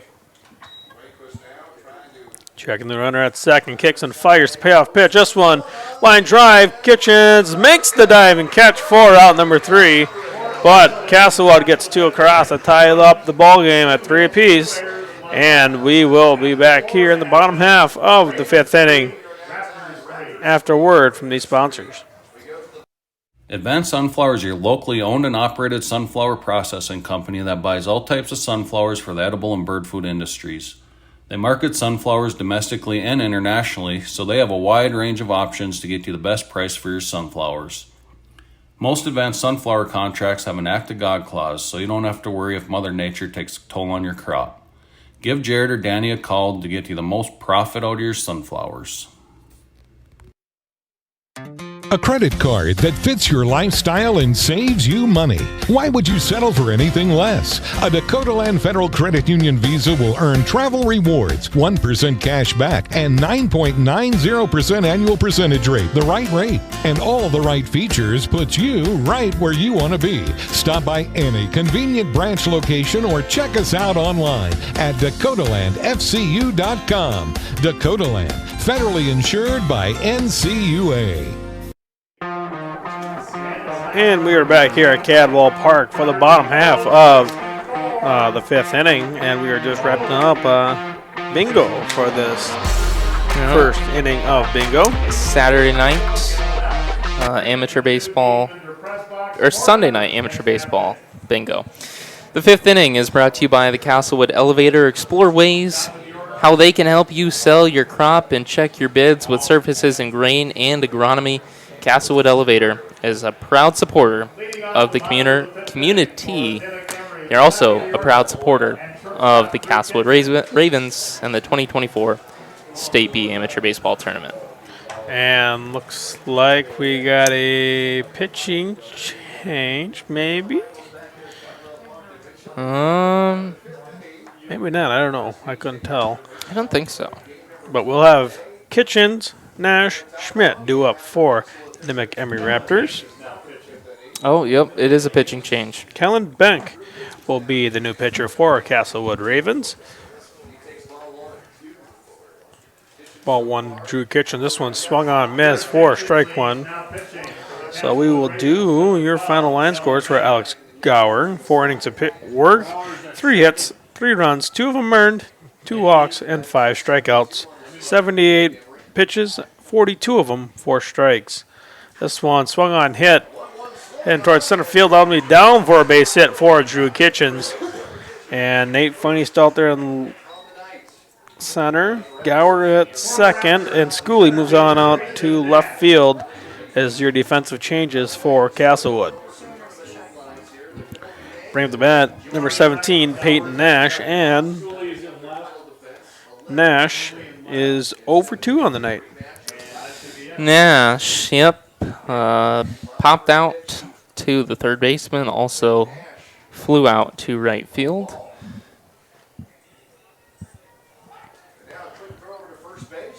Defensive changes for Castlewood, now playing second, number 2, Alex Gower. Now playing left, number 8. Nash takes his first pitch for ball 1. Bang, kicks and fires this one outside, ball 2.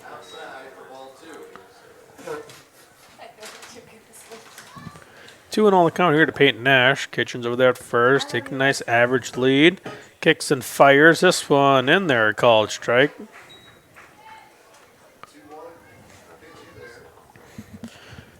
Like we said, Peyton Nash, good hitter. Taking his swings from the left side of the batter's box. A speedy runner as well. This one kicks and fires, fouled back into the net for 2-2 count to Peyton Nash.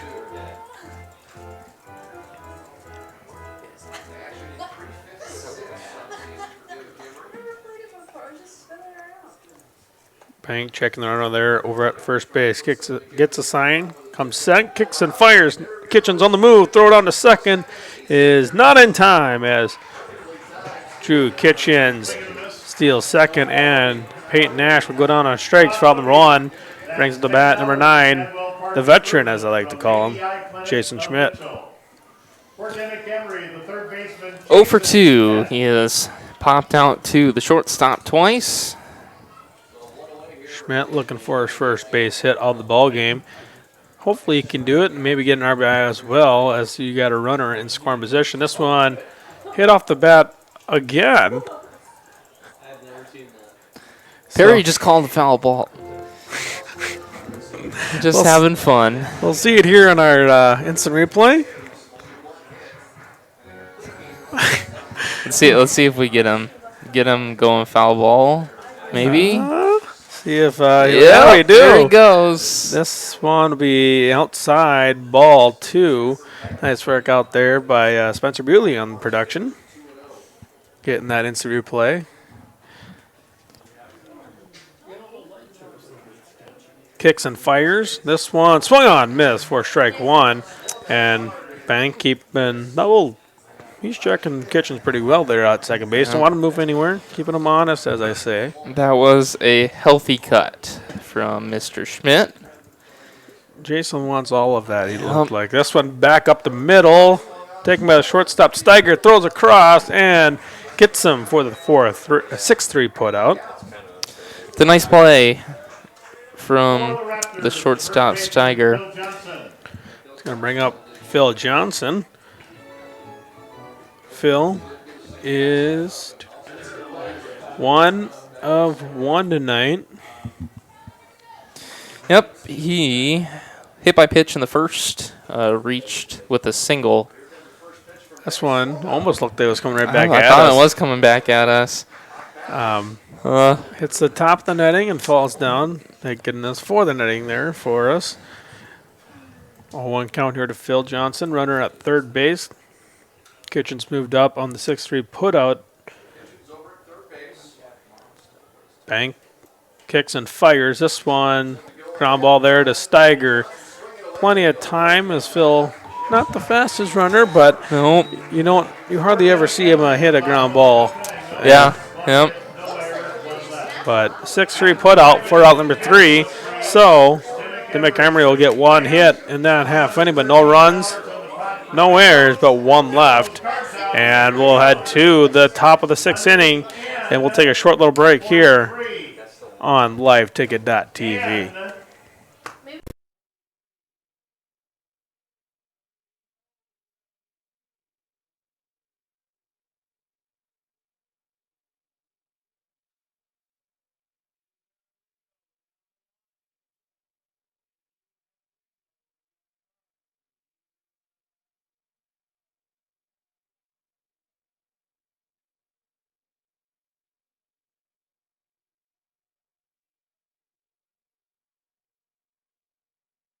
Burke Livestock Auction is a family-owned livestock marketing center in Burke, South Dakota.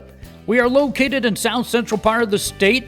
Cattle sales are held weekly on Saturdays with approximately 65,000 of south central South Dakota and north central Nebraska's finest feeder and breeding cattle marketed annually. Mark your calendar for our September 21st fall calf and yearling sale. Sale starts at 9:30 with lunch to start at 11.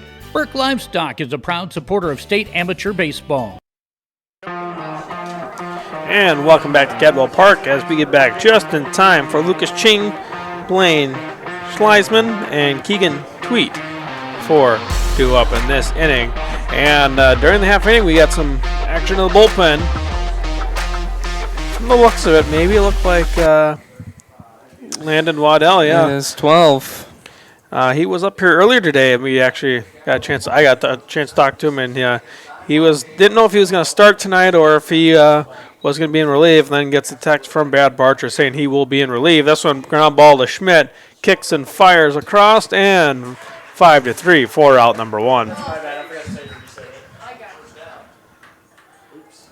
the Ravens, catcher Blaine Schleisman. 5-3 for out number 1, like we said. Bringing up the bat, Blaine Schleisman, the catcher tonight.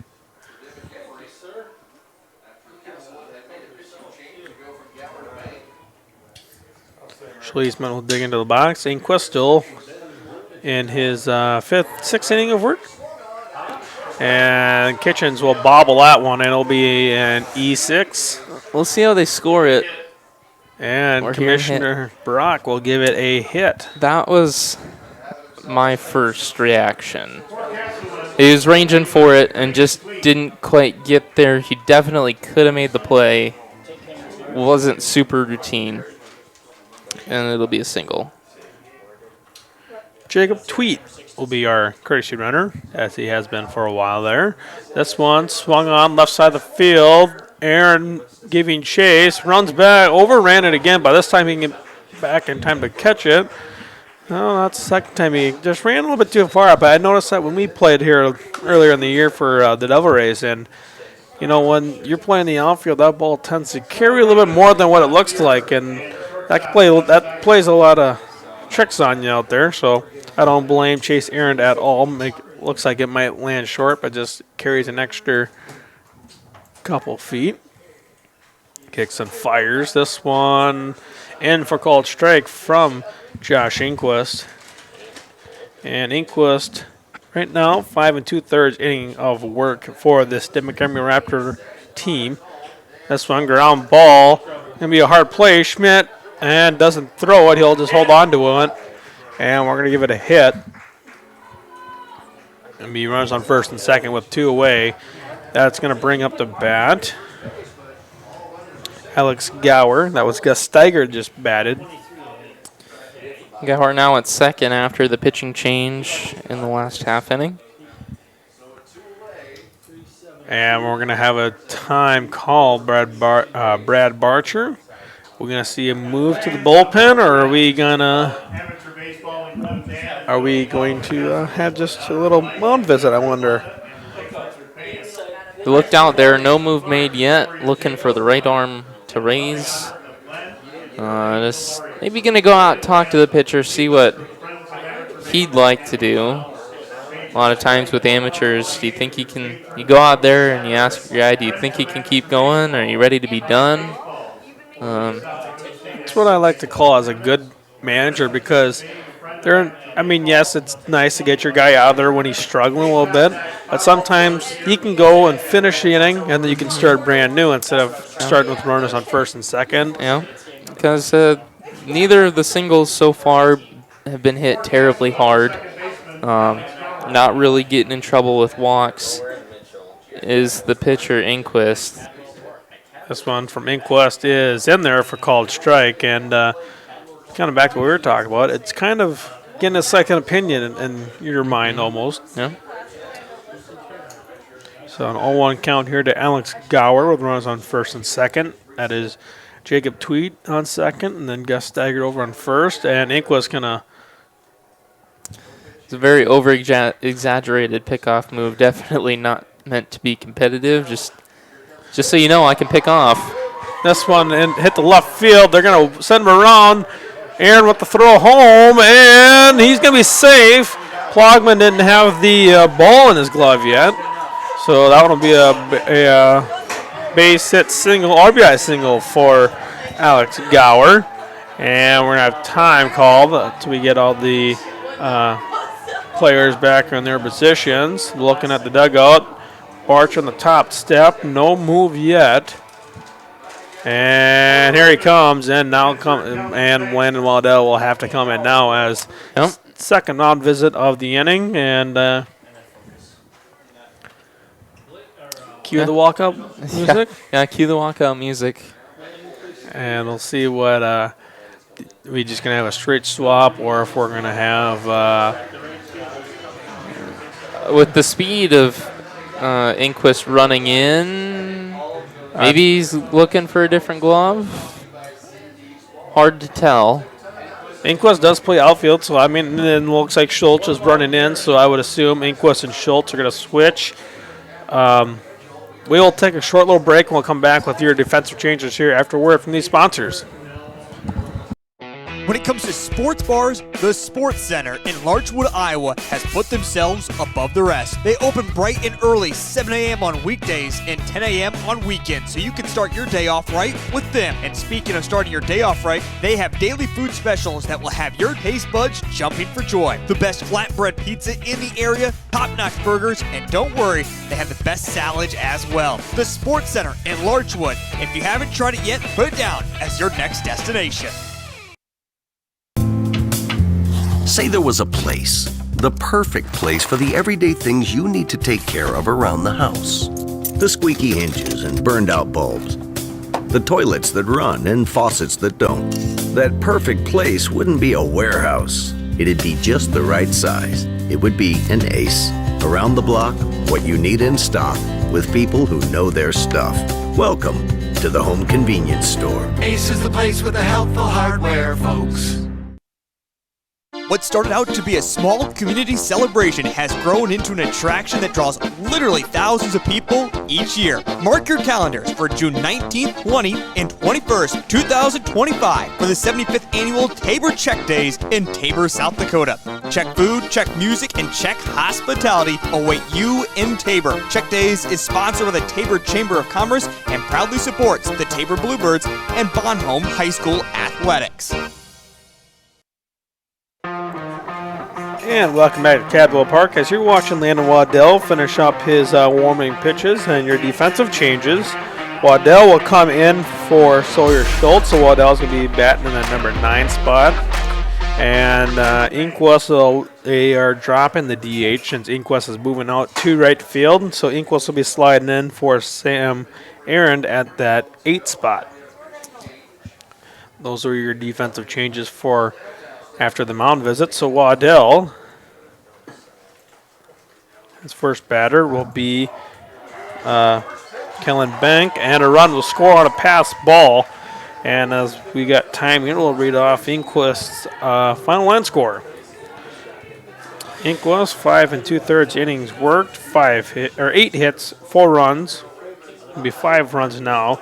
4 of them earned, 2 walks, and 2 strikeouts.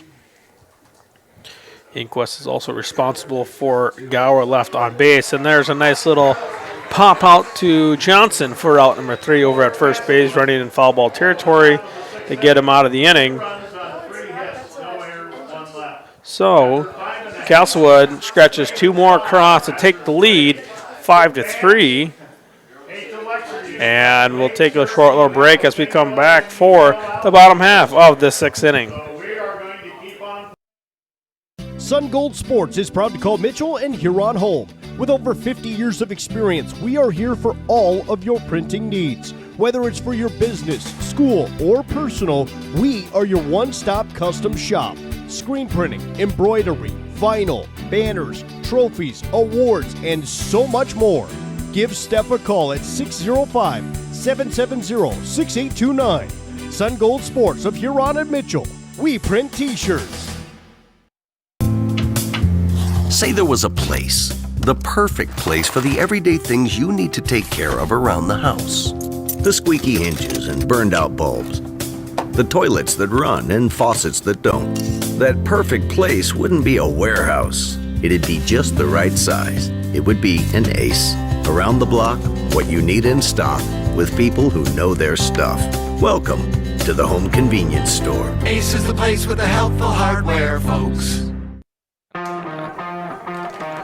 And welcome back to Cadwell Park in the bottom half of the 6th inning. As we'll see Sam Pischke, Colton Plogman, and Chase Aaron up to bat for the Dimock-Emery Raptors. 1 for 1 for Pischke, 1 for 1 for Plogman, 0 for 2 for Chase Aaron. The 6th inning is brought to you by Triotel Communications, with over 900 miles of fiber optic cable traveling throughout our service area communities. We provide fast internet speeds, elite television packages, and as always, reliable telephone service. They're a proud sponsor of the Dimock-Emery amateur baseball team in the 2024 State B amateur tournament. First pitch, Sam Pischke is outside for ball 1.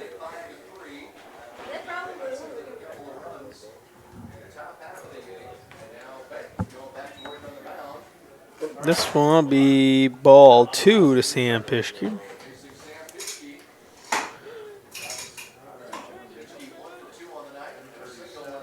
Bank gets a sign, kicks and fires this one downstairs for ball 3. A 3-0 count here to Sam Pischke to lead off the bottom half of the 6th inning. Like we said, Pischke, Plogman, Aaron scheduled to be seen here in this bottom half of the 6th. That one in there for a called strike, Mr. Automatic. 3-1 count. This will be a ground ball. Third baseman Garber picks it up and won't throw it across. It'll be a base hit for Sam Pischke, an infield single. It's going to bring bat number 20, Colton Plogman. Plogman, 1 for 1 on the night.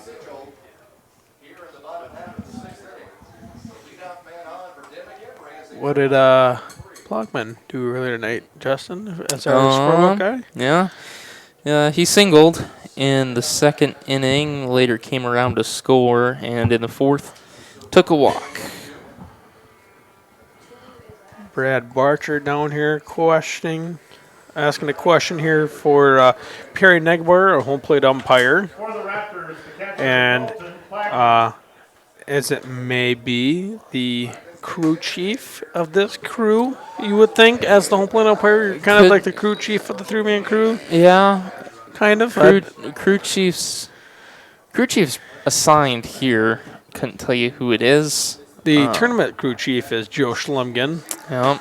In the Umpires Hall of Fame. That's a swing and miss here for Colton Plogman, 0-2 count. But in my mind, I think the three-man crew, the umpire is kind of the crew chief. Yep, generally, and that's generally speaking with two-man crews as well. It's the four-mans that could be anywhere. Yeah, where you see it amongst many levels. 1-2 count. This one swung on and missed for out number 3. Plogman kind of took a step towards first. Remember, base occupied, can't run, automatically out. Yep. With one away, one on, to bring up number 15, Chase Aaron. And if we get to, you will see the new batter who is now batting for the former DH, Sam Aaron. That'll be Josh Inquist, now playing right field. Aaron 0 for 2. This one, ground ball back up the middle, 4-6-3. Double play, a pitcher's best friend, the end of the inning. So another 0 up on the board for the Dimock-Emery Raptors after a 4-6-3 double play here, as you see here on the instant replay. Nice ground ball from Gower to Steiger and over to Ching. And we got one base hit in that inning. Yep, no runs on one hit, no errors, no man left on in the home sixth. And that's going to do it here for the bottom half of this home sixth, as Justin said. And we'll take a short little break here on Live Ticket TV. We'll be back for the 92nd Annual State Amateur Baseball Tournament here at beautiful Cadwell Park. Prairie Valley Farm, Charlotte, is located in Platte. Since 1980, David has worked with his father, family, and hired men to provide bulls with the best health, management, selection, and genetics to produce a quality product to meet the customer's needs. Mark your calendar for their annual bull sale on the second Saturday of April. Check out their website at pvfcharlotte.com or give David Mason a call for more information. Prairie Valley Farm Charlotte is a proud supporter of all Black Panther school activities. Remember, U.S. beef, it's what's for dinner. Located in the heart of Mitchell, Blarney's is your one-stop for mouth-watering food, refreshing drinks, and your latest sports action. Fans, it's state amateur baseball time, and Blarney's is your pre- and post-game destination. Whether you're finishing up the early game and need a spot to eat for lunch or celebrating a late-night victory, stop in at Blarney's and keep the party going with cold, refreshing drinks. Blarney's Sports Bar and Grill, a proud supporter of the state amateur baseball tournament.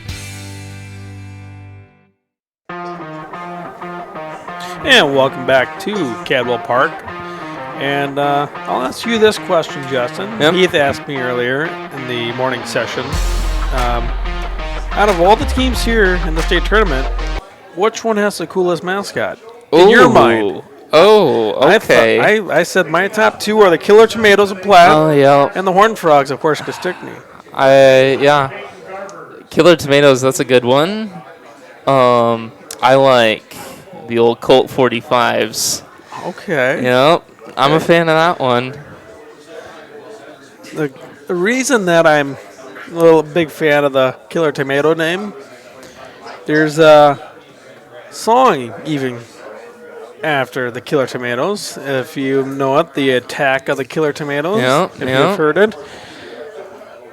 So we'll have Peyton Garbers up the bat here for Castlewood Ravens here to lead off, a 1-1 count to them. There's a lot of kind of good ones, the Dairy Queens, the Wood Ducks, the Raptors, as we're seeing, the Ravens. Raptors, Ravens. It's a good matchup on the little mascot side. Little dinosaur bird action going on with the Raptor and the Raven. The slogan for, if I don't know if you know this, but when Dimock-Emery won the state tournament in 2010, they called it the Year of the Raptor. Kind of a little fun fact for you. Yeah. This one outside for ball 3, 3-2 the count. Can't say I was a massive fan of amateur baseball back in 2010. Probably it's off in my own world. I think Spencer got a little bit too excited for us down there. Now it's 3-2. This one just outside for ball 4 as Garbers will take ball 4, a 6-pitch walk. Yep.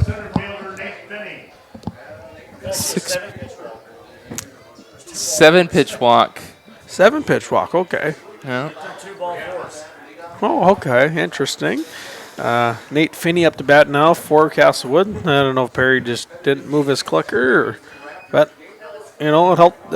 It could have helped out Waddell a little bit, but probably would have been argued if he would strike out. Would happen, I would assume. That would be taken for strike 1. Waddell kicks and fires. This one in there called strike. 0-2 the count here to Nate Finney.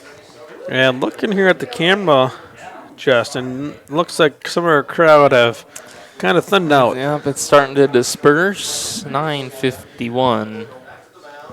I would assume the crowd with a lot of the little ones probably headed home for bedtime and got work in the morning for our older crowd. And 1-2 count, swung on, miss for strike. Out number 1 for Landon Waddell. That's going to bring up to bat number 8, Booker Schooley. He is 0 for 3, 2 lineouts to the shortstop, along with a strikeout for Schooley. Schooley looking to probably move up the runner at all, maybe on a bunt, maybe on a base hit to the outfield. This one downstairs, ball 1. Waddell definitely brings some heat to it. A little velocity change from Waddell, or from Inquest to Waddell. He's got a strong fastball. Young kid with a fire of an arm. 1-1 count here to Schooley with 1 away and runner on first. Aces are wild. They are. Kicks and fires. Waddell slipped off the mound. Went down hard, but it's allowed Garber to move on up to second. Phil Johnson calling time, coming to check on his catcher. I don't know if there was just missed the landing spot, landed weird, but went down hard. Sometimes it's starting to get a little later in the evening. It's gotten dark. That grass can get dewy. The agrolime can have a little bit of water on top of it too. A little bit of dew can make it a little more slippery out there. 2-1 count here to Schooley. The right-hand batter's box. Runner on second. This one downstairs, ball 3. 3-1 the count.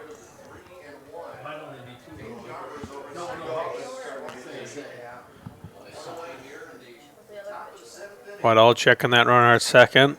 Kicks and fires. This one swung on, miss for strike number 2. Full count here to Schooley. 3-2-1 on the scoreboard. Kicks and fires again. This one downstairs for ball 4. Waddell not too happy with that call. So we're going to have runners on first and second. Infield fly applied. They're keeping track of that at home.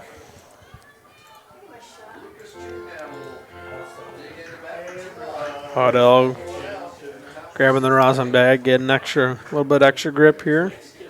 It's going to bring up the bat. Lucas Ching, first baseman. Kicks and fires. This one fouled back into the net for strike 1.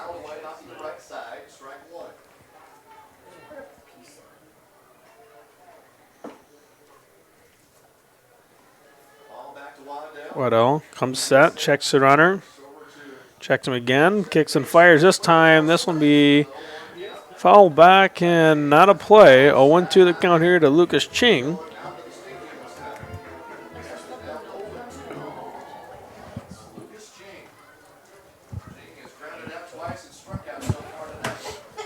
Kicks and fires again. This one will be downstairs for ball 1-1-2 the count here to Lucas Ching. Whitehall gets a sign from Plogman. Comes set, kicks and fires. This one, a little blooper in front of the plate. Called fair, tags the runner out at first, or on the run for out number 2. Great heads-up play there by Colton Plogman. We'll see it again here on the instant replay. For Castlewood, the catcher, Blaine Sleesman. And manager Dan Haug is going to question the ruling by Perry Negbar. Perry's going to give him a good explanation. And we're going to Brad Barcher walk on out to the mound to talk to Landon Waddell, making sure he's all right. Give him a little confident booster, if you will.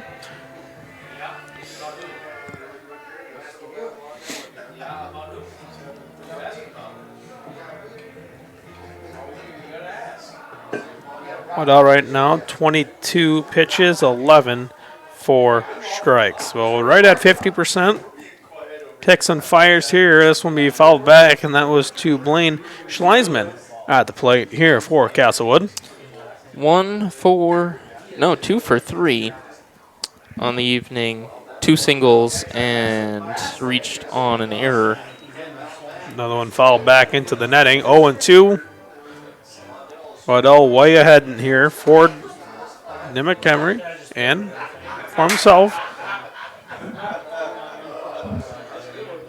Waddell gets a sign from Plagman, checks the runners, kicks and fires this one downstairs, ball 1, 1-2 the count.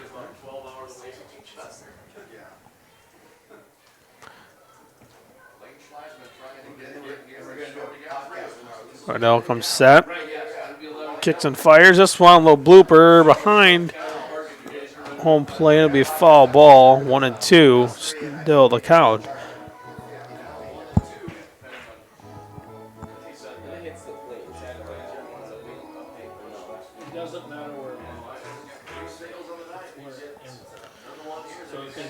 Kicks and fires Waddell. This one fired back, and I'll be probably on the baseball fields behind us. Yeah. Lots of baseball fields out here.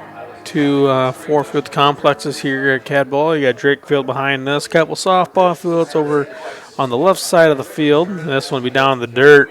It'll be 2-2 the count.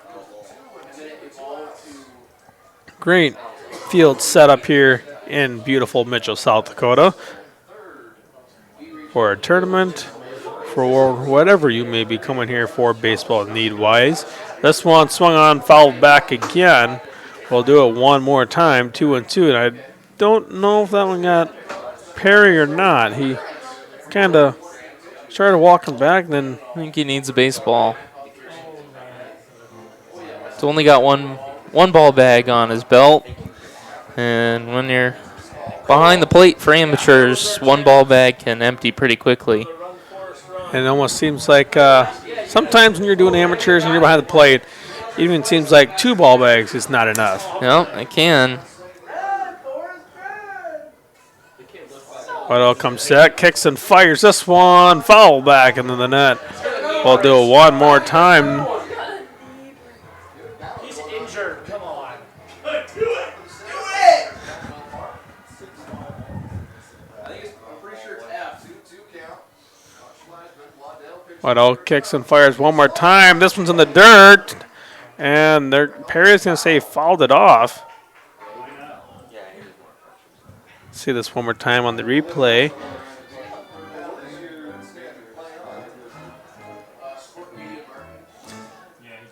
Yep, no, he got it. And Schleisman knew it too. Didn't attempt to go anywhere. This one swung on miss for out number 3, and strikeout number 2 for Landon Waddell. So Waddell limits the damage here in the top of the 7th, but it's stretch time here at Castlewood Park, so me and Justin are going to stand up and sing away to baseball's anthem, and we'll take a little break here on liveticket.tv. From your innovative attachment solutions provider for over 40 years, MDS Manufacturing.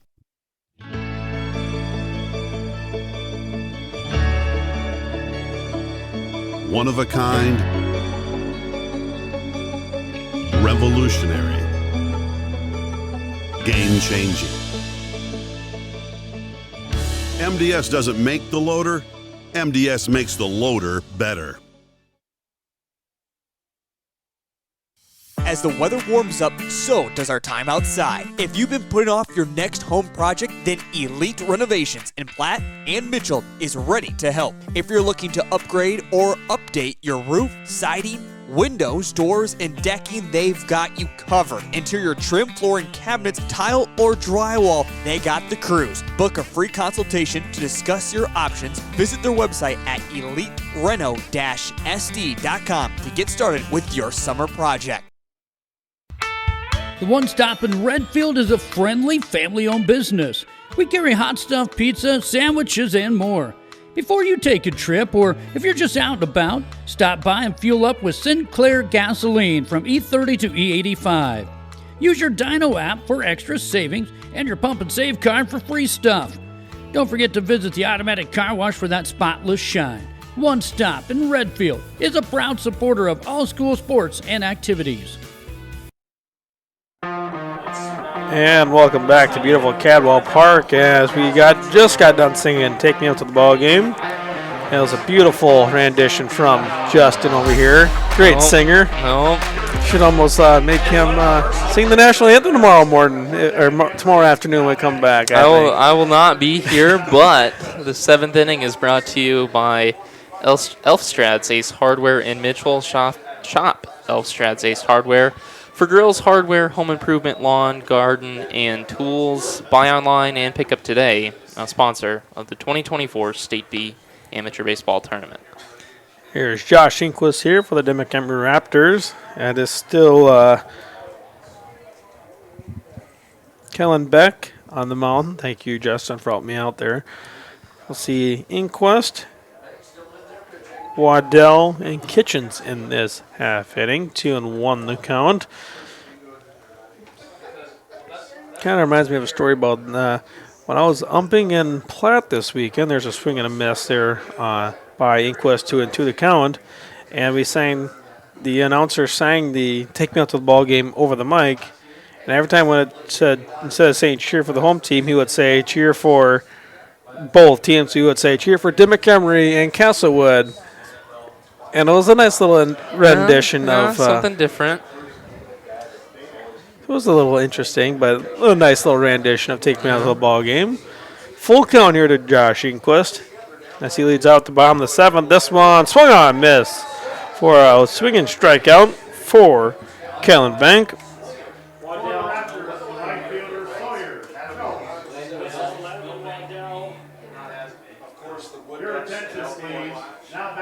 Now batting be number 12, our pitcher tonight, Landon Waddell.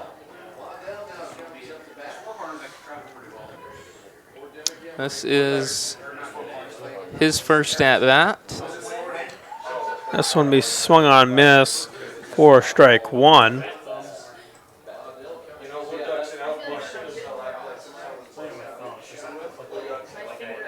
This one fouled back and almost in the third base dugout. So 0-2 count here to Landon Waddell.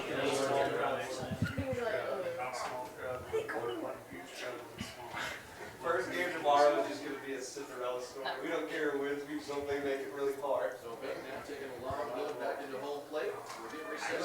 This one upstairs, ball 1, 1-2 to Landon Waddell.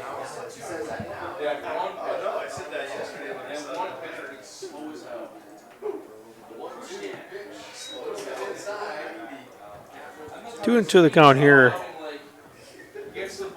for Waddell as he came in and will take the spot of Sawyer Schultz back when he entered the ball game. And a swing and miss for Landon Waddell as he goes down on strikes for out number 2. Back-to-back strikeouts for Kellen Bank. 3 in total for Bank and 8. Actually, take that back. Game changer updated on me. 9 in total for the game and 4 for Bank, 5 for Gower. Now brings up Drew Kitchens, swing and a miss. And it'll be 0-1 account.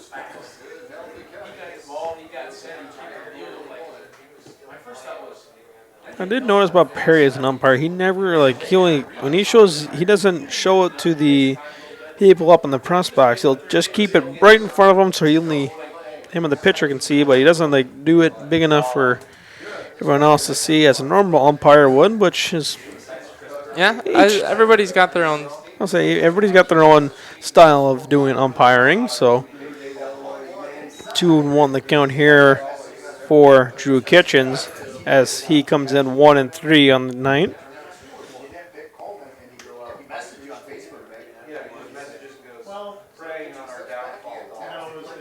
Kicks and fires. This one swung on, hit to the shortstop. Steiger fires all the way across there to Ching for out number 3. Strikeout, 6-3 to end the inning. And the bottom half of the 7th inning for the Dimock-Emery Raptors as they been kind of scoreless since they scored 3 back in the 2nd inning. And in these late innings, it's going to count to base runners and base hits are much needed.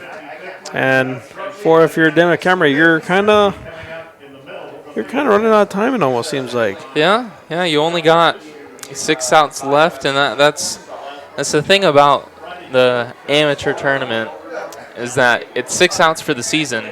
You don't get do-overs. Tomorrow is never guaranteed. So every time you show up here to Mitchell, got to bring your best because you may not live through it. We're through 7. We'll take a short little break, and we'll be back here on LiveTicket.tv after a word from these sponsors.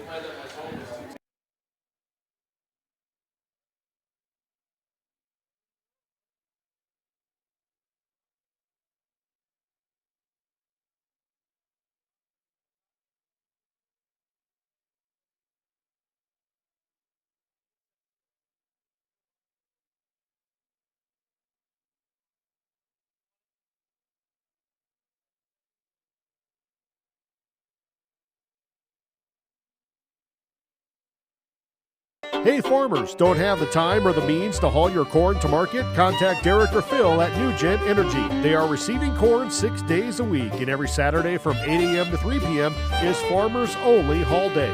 Located in Marion, South Dakota, NewGen Energy also sells distillers and corn oil. Call 605-648-2100 for all your corn needs, and check out their website at newgenmarion.com. That's NUGEN Marion.com. And welcome at Cadwell Park just in time as Justin will bring you who the top of the 8th inning is sponsored by. Will Funeral Chapel provides complete funeral services to the local community of Mitchell and the surrounding area, sponsor of the State B Amateur Tournament. As 1-1 count here, it'll be bunt over there to Schmidt, fielded by Johnson, but he is going to be pulled off the bag. So it'll be a throwing error on Jason Schmidt and the 4th error for Dimock-Emery.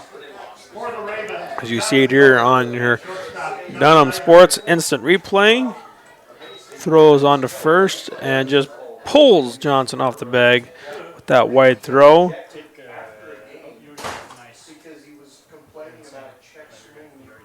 Now batting will be top of the order, Gus Steiger. This one will be swung on back into the net. 0-1 count with no one out.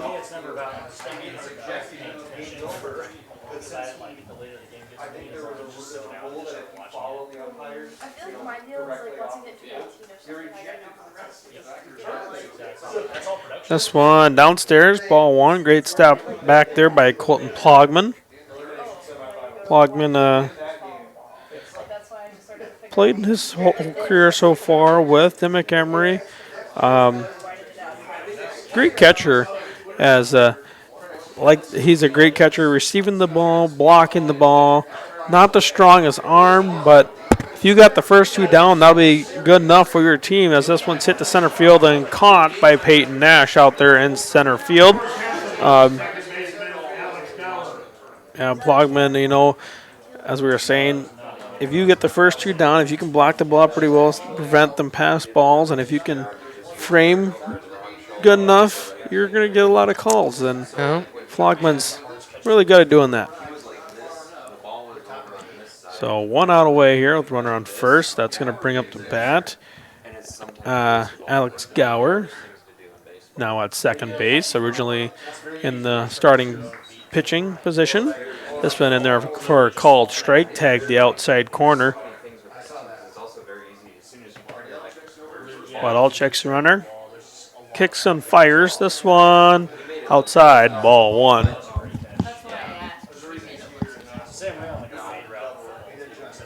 Waddell once again checking the runner, getting the sign there from Plogman. Comes set, kicks and fires. This one swung on miss for strike one. Or strike two, excuse me. Good thing I have Justin with me, otherwise I'd be way behind. 1-2 the count. Professional bookkeeper. Just kidding. It's a little messy. Unofficial but official bookkeeper here. The unofficial for the tournament, but the official for the broadcast. That may seem well enough for you folks at home. Yeah. Still 1-2. Gets the job done. And it's a lot cleaner than mine was last game. Mine was kind of all over the place, and Justin comparing notes and book stats. 1-2 count. Throw over, and not in time. Phil asking first base umpire Pat Dockendorf. I believe it. I got to check. Only had him for my whole career of baseball. I can't remember his name again. Pat Dockendorf, indeed. Sorry, Pat. I've only really called him by his nickname, Doc, but 2-2 count with one away here. Tweet still over on first base after that leadoff bunt.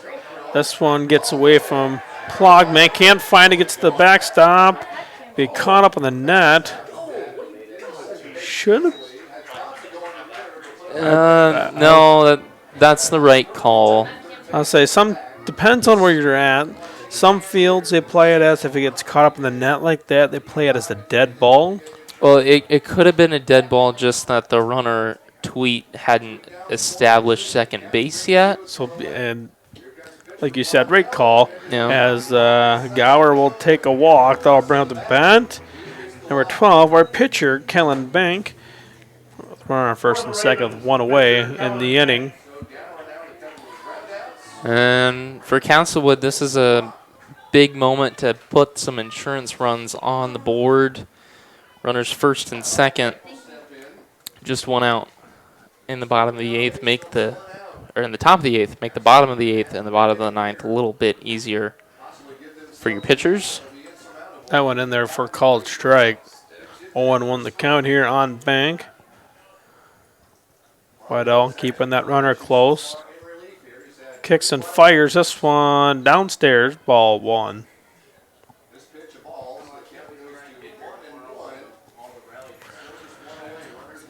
One and one the count. Waddell once again comes set after getting the sign, checking that runner at second. Tweet. He's getting farther and farther off, it seems, about every pitch. Might be timing it up. Seeing if anybody's holding him on. Try to take third. 2-1 count here. No one's really holding him on. I mean, Sam's going over there once in a while. Whoa, there goes that camera. And that's not really holding him on too tight, but definitely want to bounce. 3-1 count here to Bank. Barch on the top steps. I'm assuming if he gets a walk, we're going to see a mound visit. This one swung on, missed for strike two, and we'll have a full count here with one away. 3-2 is 3 balls, 2 strikes. Top of the 8th inning, 1 away. Runners on first and second. Kicks and fires. This one foul back, and we'll do it one more time.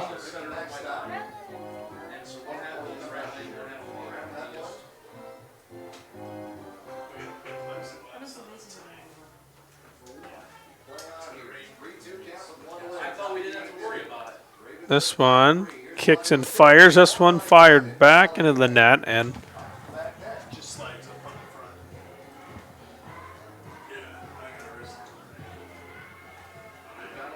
we'll do it one more time. 3 balls, 2 strikes yet to Kellen Bank. 1 away. Tweed at second. Gower at first. Here's the pitch. This one right back to Waddell. Goes to second. One and hits off Kitchens. And he's going to be safe from the throw in here by Waddell. And hopefully Spence got a replay of that so we can kind of see what happened again. I don't know if it was Kitchens couldn't see the ball, but here it is again on the instant replay. No, it's not it. Spence got it a little bit too late.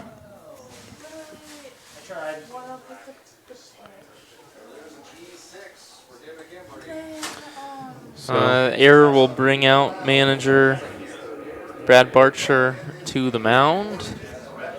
Bases are loaded, just 1 out in the top of the 8th. Did that hit Kitchens in the shoulder?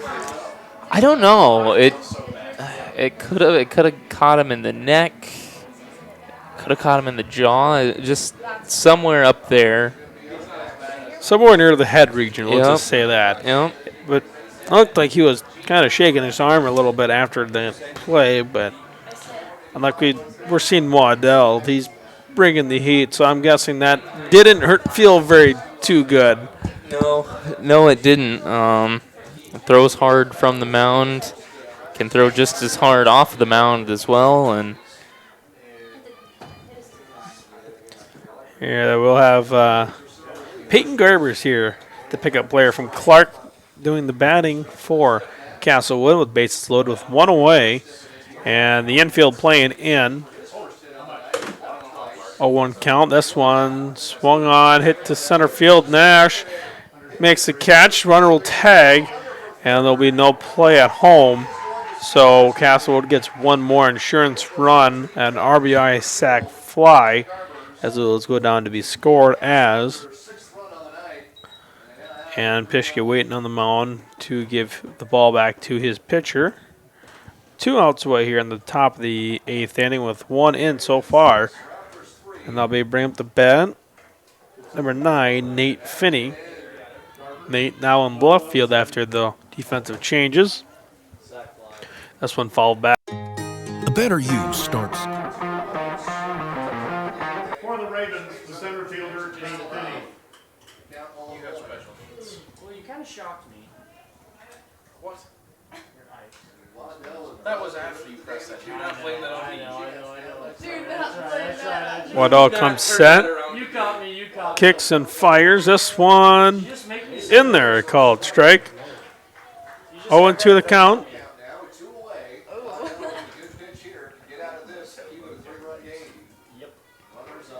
Kicks and fires once again, looking for that strikeout to the left side of the field and into the parking lot it will go. Waddell right now, 2 strikeouts to his name, 4 in the ballgame for Dimock-Emery. Waddell looking to add 1 more strikeout for him. Kicks and fires outside for ball 1. 1-2 the count.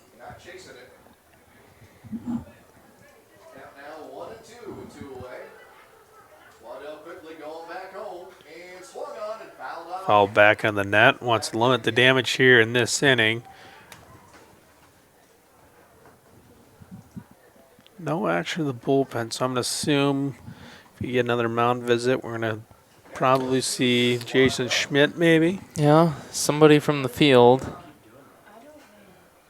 This one downstairs, ball 2, 2-2.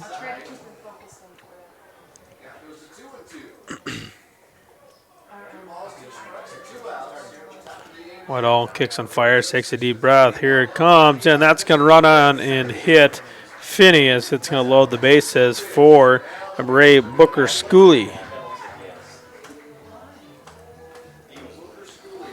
No move from the dugout.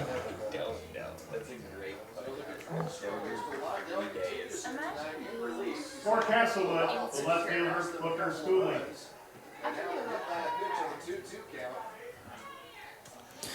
Schooley 0 for 3 with a walk. Whitehall kicks and fires, brings that home. It'll be a wild pitch, gets to the backstop, bounces away. 1 run will score, and it'll be a 1-0 count.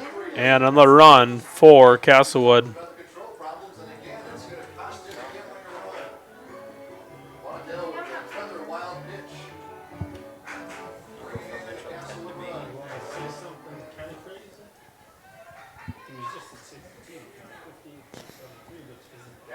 Whitehall walks back up on the mound. Kicks and fires. This one fired back into the net. 1-1 the count. Tall task now at hand for the Dimock-Emery Raptors. I'll be called strike 2.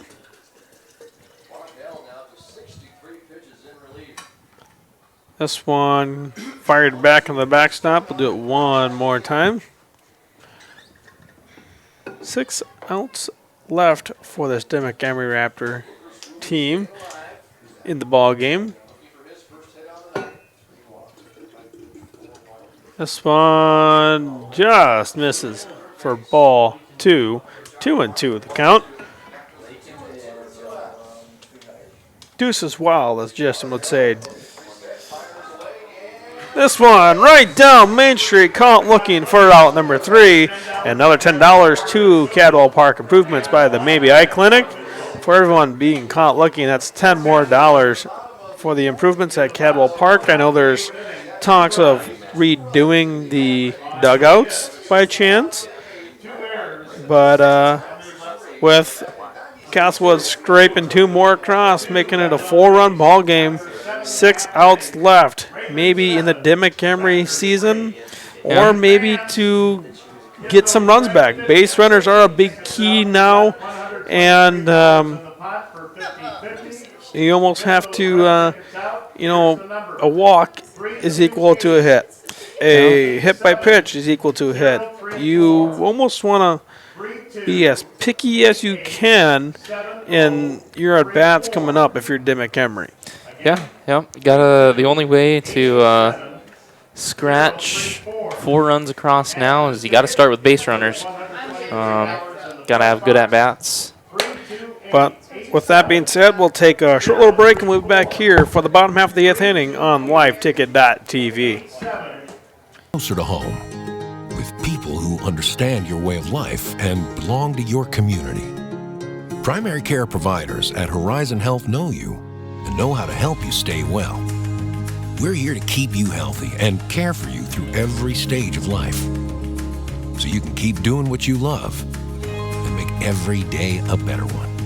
Schedule an appointment at horizonhealthcare.org.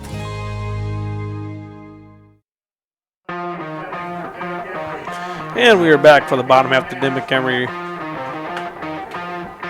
We will see. Looks like Nash, Schmidt, Johnson, lefty, lefty, lefty, facing a right-handed pitcher. The 8th inning is brought to you by MDS Manufacturing. We make the loader better. MDS leads the way with quality in manufacturing, pricing, integrity, and business development. Proud sponsor of the state amateur baseball tournament. So 1-1 count here to Peyton Nash, 0 for 3 on the ball game. Banks on the mound here for Castlewood. This one, ground ball to the shortstop. Gower throws on to first to cinch for 4-3. Put out for out number 1. It's going to bring up the bat, the veteran, Jason Schmidt. Jason Schmidt also 0 for 3 out of the ballgame. Yep. He has popped out to the shortstop twice, also grounded out to the shortstop in his last at bat in the 5th.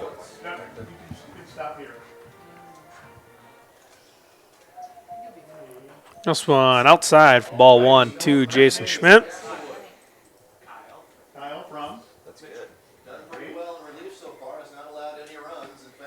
This one hit on the left side of the ball field and out of play. And we do have action in the Dimock-Emery bullpen. And fans, $123.50 to Kyle from Mitchell. And here's a pitch to Schmidt. It'll be upstairs, ball 2. 2-1 the count. If Spencer can update that. 2-1 the count. I think Spencer kind of missed one, helping us trying to get a camera shot of the bullpen. This one upstairs, ball 3. 3-1 the count now to Jason Schmidt after a 4-3 putout to retire Peyton Nash in the bottom half of the 8th inning. This one will be upstairs as well. Jason Schmidt will get a leadoff walk for the Dimock-Emery Raptors. That's going to bring up the bat. Phil Johnson, the big man, if you may. 1 for 2. Reached base on a hit by pitch. Later scored also a single in this ball game. Phil, right now, he's got the power to get some of them runners back into the ball game. He's got the power to maybe leave the yard or even if bounce it off the wall out in the outfield. This one swung on, belted. Finney coming in, trying to make the catch and will for out number 2. Schmidt will scramble back to first base. That's going to bring up the bat. The second baseman, Sam Pischke, number 3.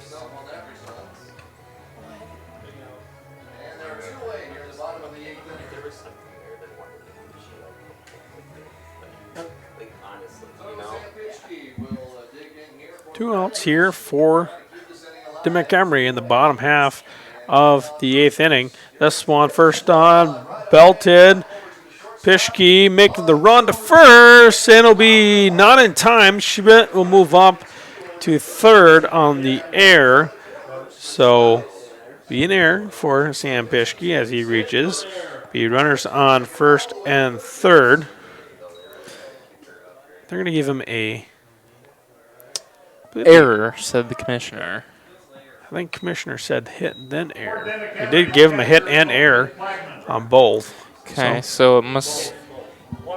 One of each. Okay. Hit allowed the runner to reach. Yeah, okay. Yep. So base hit and then a fielding error. This one here is Colton Plogman, our catcher tonight.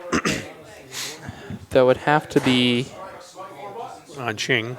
Yep, an E3 then. Here's a pitch. This one in there for called strike. 0-2 there to Colton Plogman. And looks like those Drew Kitchens down the bullpen warming up for Dimock-Emery if needed. Here comes the pitch, the 0-2 pitch. This one bounced back up the middle. This one throw to first and in time for out number 3. And for Dimock-Emery, you're down to your last 3 outs coming up to the bottom of the 9th inning. Need to put up another 0 here for the Dimock-Emery Raptors. And they had something going, but just couldn't capitalize off the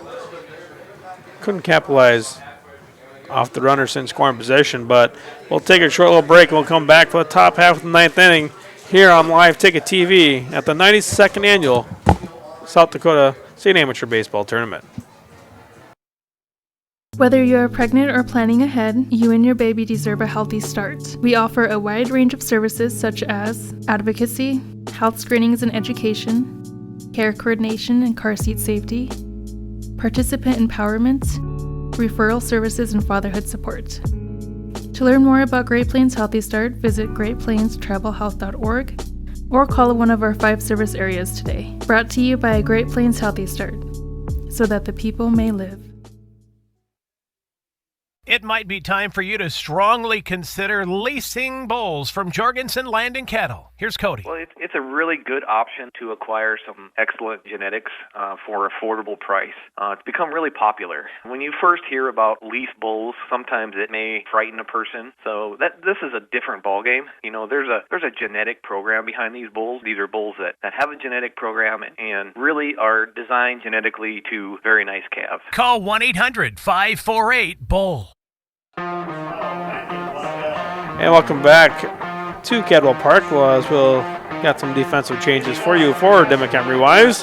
Now on the mound, number 1, Drew Kitchens, and at shortstop, Landon Waddell. Line score for Landon Waddell: 2 1/3 innings pitched, no hits given up, 2 runs, none of them earned, 3 walks and 3 strikeouts for Landon Waddell. 68 total pitches, 41 of them for strikes. First pitch from Drew Kitchens is in there for a called strike to Lucas Chink. This one ground ball to the shortstop Waddell. Bobbles it and fires it across and won't be in time. Be a error on the shortstop Landon Waddell. The 6th error committed for Dimock-Emery.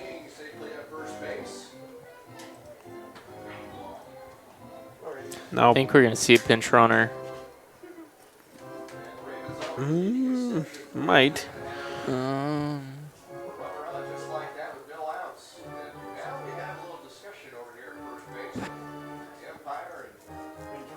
We will see a pinch runner. Yep. Number 4, that'll be Kyler Tweet.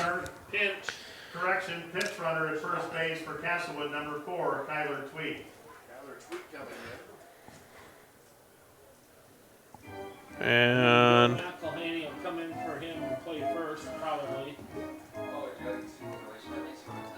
still waiting on Ken Haug talking to Blaine Schliesman as he now walks up to the batter's box.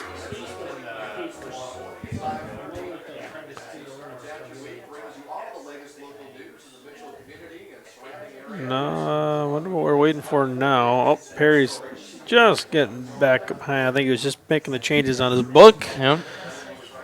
See, puts the mask on and back to action we go.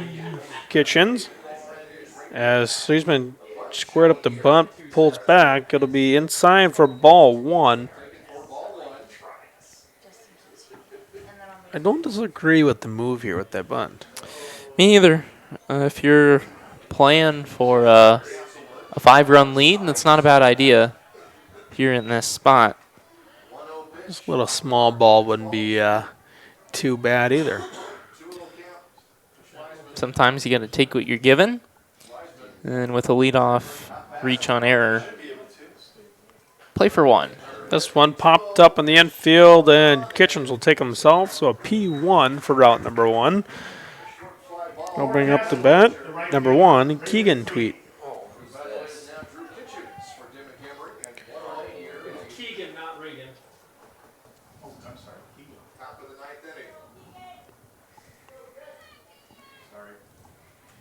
So we got Tweet on first, and we got Tweet up the bat. Swinging him at his first strike, number 1.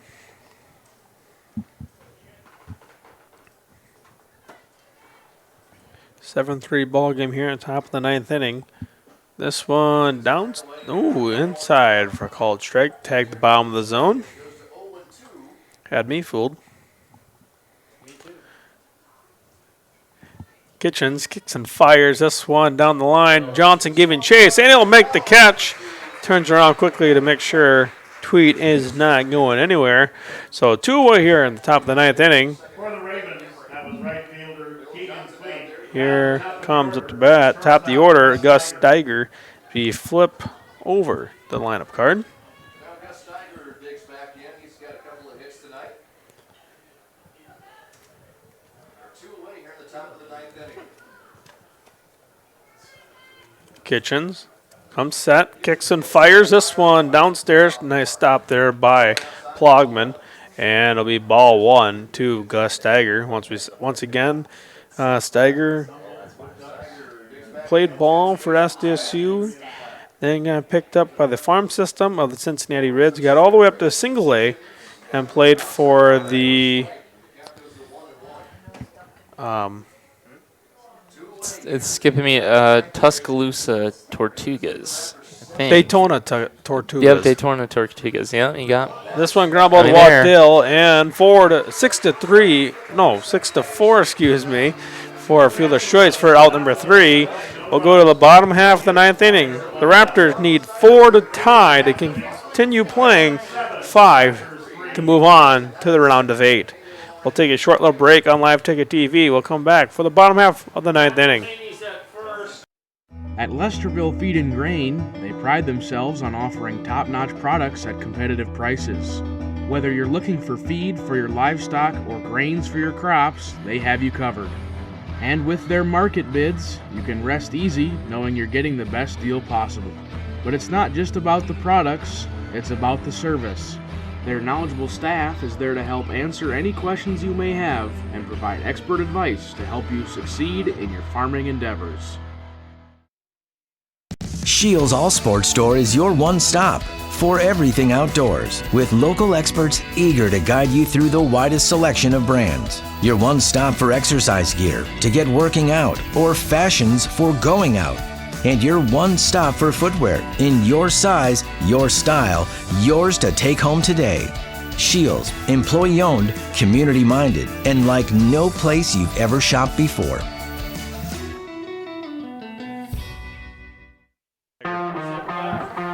And welcome back to the bottom half of the 9th inning. Could be the last 3 outs for this Dimock-Emery team, as we got some defensive changes for you.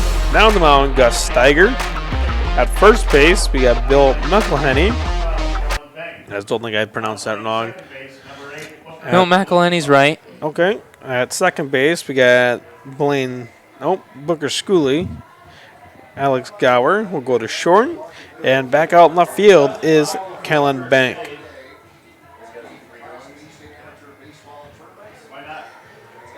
And due up here for the Dimock-Emery Raptors, we're going to have Chase Aaron. Looks like 2 pinch hitters due up. Gene Kitchens, number 22, and number 2, the man himself, Dougie Barrels Sudbeck.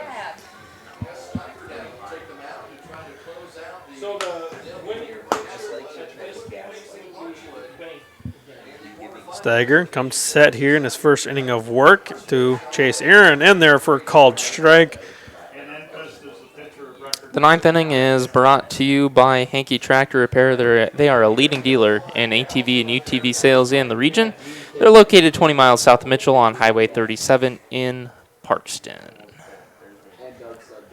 And 0-2 the count here to Chase Aaron.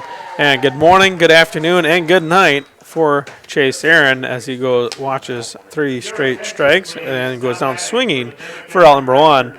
Brings up the bat, number 22, as I like to call Gene, his nickname, Mean Gene Kitchens.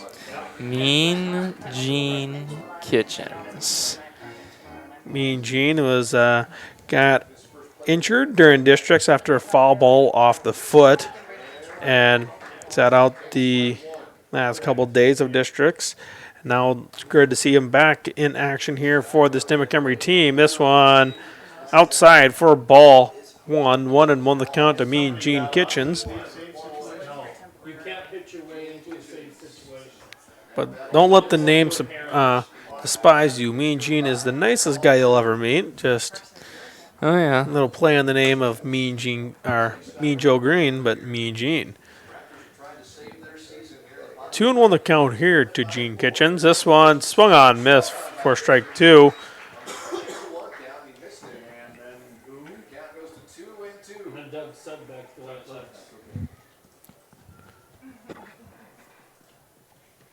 Comes set. This one down the third base line. Foul ball in the stands. A couple kids going to be wrestling for that one. 2-2 the count here to Gene Kitchens. And if you could check, Brock, how many come looking. I got 3. So Steiger gets reset on the mound, takes a long look to home plate. Steiger comes set, 2-2 the count. Here comes the payoff pitch, and Gene Kitchens goes down swinging, and Dimock-Emery down to the last out. All falls into the hand, as I said, to the man himself, Mr. Dougie Barrels Sudbeck. And Sudbeck,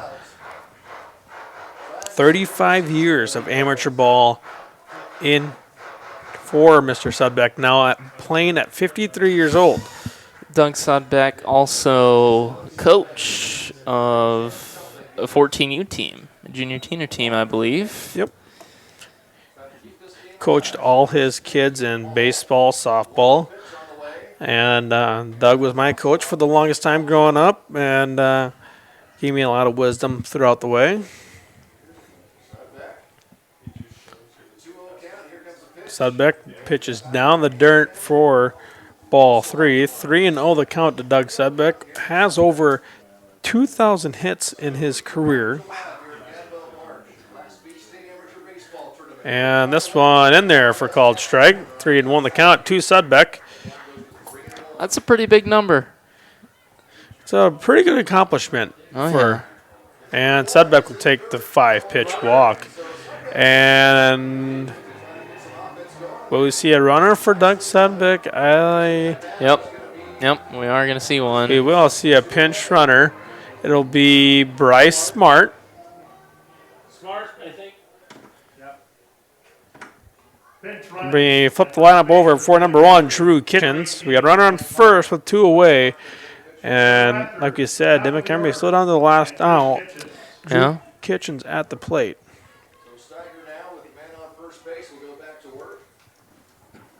Here comes the pitch. First pitch to Kitchens in there for called strike.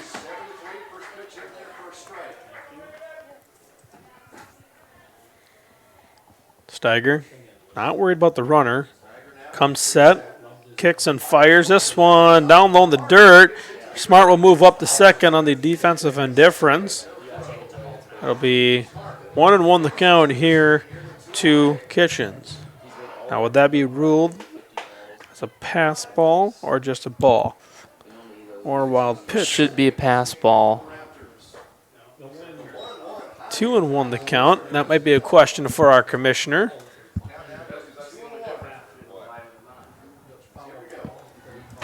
That first ball, would it be a pass ball or a wild pitch? Wild pitch. I stand corrected. 3-1 the count now to Kitchens. Runner on second.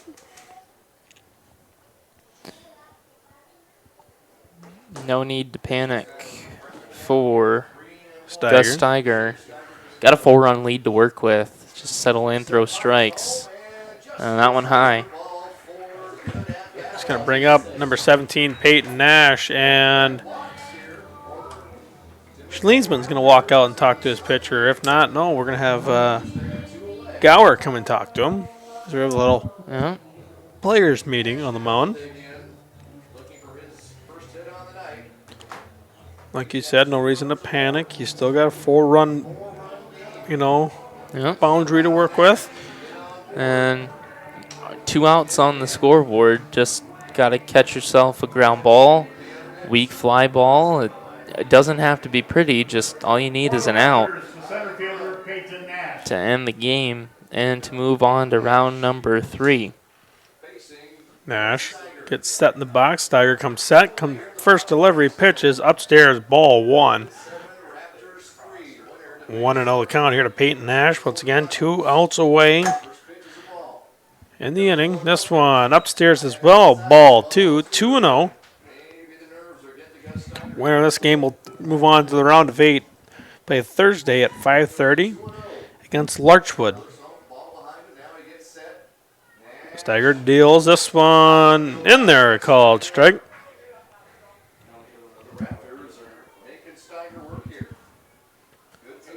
Steiger comes set. Kicks and fires. This one swung on and just foul. Be 2-2 count, 1 long strike there for Peyton Nash.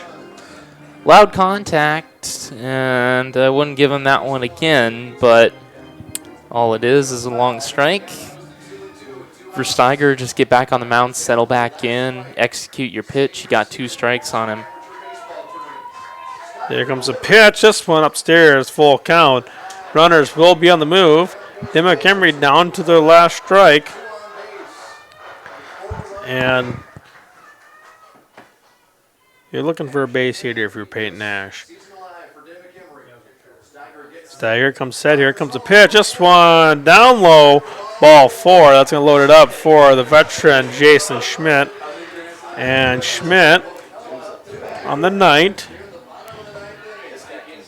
will be 0 for 3, if that is correct, Justin. Schmidt, 0 for 3 with a walk. That is correct. Took a walk in the last inning, the 8th. Schmidt digs in. Steiger comes set. Here comes the first pitch. It'll be out. Oh, inside. Count the outside corner for a strike. What?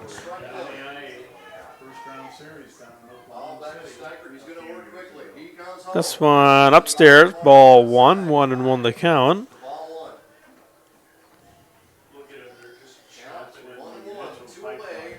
No action in the bullpen for Castlewood, so it doesn't look like they're too worried about it. 2-1 the count. Jason Schmidt digs in. This one, swing and miss. Strike 2. 2-2 the count. And I don't know if you know this, Justin. I don't know if you can tell, but you can half the mustache of Jason Schmidt is white. And I got this from Landon Sudbeck, who used to play for Dimock-Emery for forming the Parks and Devil Rays. But the reason that is, how that is, Jason Schmidt is actually part albino. Oh, interesting. Little interesting fact. This one popped up behind third base, and it'll drop. 1 will score, 2 will score. Nash will move up to third for first and third, and we got ourselves a 7-5 ball game. Phil Johnson to the plate, and Dan Haug is going to make the slow walk out to pitcher's mound. Runners at first and third. Phil Johnson at the plate. This can be anyone's ball game right now, if you may. Yeah, tying run still only at first base. It'll take an extra base hit or a couple of singles to get him around. I don't think there should be any panic for Steiger and the Castlewood Ravens. 2-run lead. There's still more runs to give than outs to make. Even though that 6th run is standing on third base. Just gotta go ahead, finish what you're saying. Just gotta find a way to bear down and find this last out. Win's a win, whether it's by 4 or by 1. So, our photographer of the night for this game, Ryan the Real Deal, on Twitter, you can find all his photographs throughout this tournament so far. Slowly made the walk back down to capture some last-minute photos. Steiger comes set. Phil Johnson at the plate, kicks and fires. This one in for a strike. And I don't think Johnson liked that one with the smile on his face. Doesn't want to say nothing out loud that might change the outcome. This one swung on. This will be hit to the gap. Finney giving chase, and it'll be he must have missed it. Johnson to second. We got ourselves a 7-7 ball game. Johnson at second. Did he drop it, or he missed it? He was trying to make a play on the run, and it tipped off the top of his glove, hit the grass, and it's a 2-run double for Phil Johnson to tie the game. Spencer, did you get a replay of it by chance? No, it's too long to replay. No. Yeah, that ball hung up in the air for a long time. So, different ball game. 7-7, winning run at second base. Now batting is number 3, Sam Pischke. This be. Dr. Kelly Tobin. That was ruled an error. Sorry if you missed that. Spencer pushed the wrong button by accident, so we were on ads for a little bit. So 1-1 the count. It was ruled an error on the left fielder. And here we are, bottom of the ninth inning. 1-1 count. This one swung on back in the net. 1-2 count. Worst case scenario, they get free baseball. Yep, that is true. We are nearing 11 o'clock, 10:50 p.m. right now. You still got a long drive home yet, Justin. Yep, I got a couple hours on the road. This one, downstairs ball 2-2. I'm sure Jody will share his hotel room with you if you need a place to crash here in Mitchell. I'll call the boss man and say I'm not making it in at 8 a.m. This one hit foul ball territory. Garber giving chase, foul ball, an extra life or a new life per se for Sam Pischke.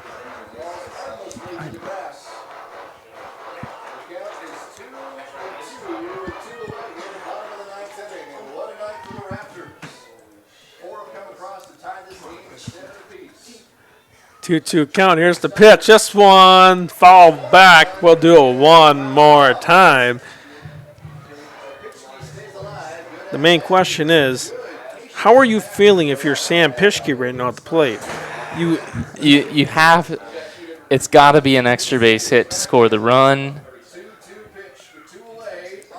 This one upstairs, full count, 3-2. I mean, looking at the lineup, you already used Waddell. You used Smart. You used Kitchen. You used the only person on the bench right now that you could use is Ernster. This one would be hit to right field. This one will be down. Johnson rounding third. Throw to the plate. And he's there. The Dimock-Emery Raptors walk it off in the ninth inning. Down 7-3 coming into the ninth inning.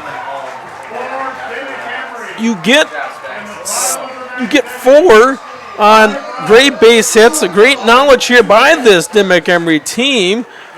And Phil Johnson, the clutch man himself, gets a base hit or an error more or less to left field to tie it up, and then a base hit by Sam Pischke to walk it off here in the no man's land. And I'm just sitting here staring at the scorebook thinking, what went wrong? There were some plays that could have been made, but other than that, it was just base hits in the gap. I mean, you look at the scoreboard, Dimock-Emery, 6 errors on the night. Yeah, that you would think with 6 errors, it wouldn't be as close as a game you would think. But, and that, that's baseball. You might have a lot of errors, but you might have a good game. It might be close. It will be, help me out here. What's the word I'm looking for? It'll be, you might make it up on the offensive side. Yep. And 6 errors is a little easier to come back from when the other side has 4 errors. But nonetheless, it's a tough end to the season for this Castlewood Ravens team, who really should have had it made coming into the bottom of the ninth. They didn't put up an insurance run in the ninth. They put 2 up in the 8th. Just not enough to finish this one out for Gus Steiger. Do you have our game totals by chance? You're going to have to give me a second because I got to make sure that this ninth inning is complete. Taking the loss was Gus Steiger. For the Dimock-Emery Raptors, 8 runs, 8 hits, all right. 6 errors, and 6. Final score, 8-7. I'll help you out here, Justin. For Castlewood, 7 runs, 8 hits, 4 errors, and 12 left on base as help from our PA announcer, Joe Van Gore. Yep, we're getting here. And for Dimock-Emery, 8 runs, 8 hits, 6 errors, and 6 left on base. And winning pitcher will have to be Drew Kitchens, who, if we take a peek at his final line score, only threw an inning.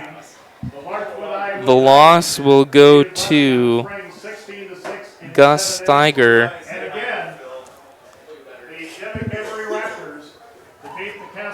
Might need the boss man for this. I closed the iPad. Cole, Jody, Cole, what's the password for the iPad?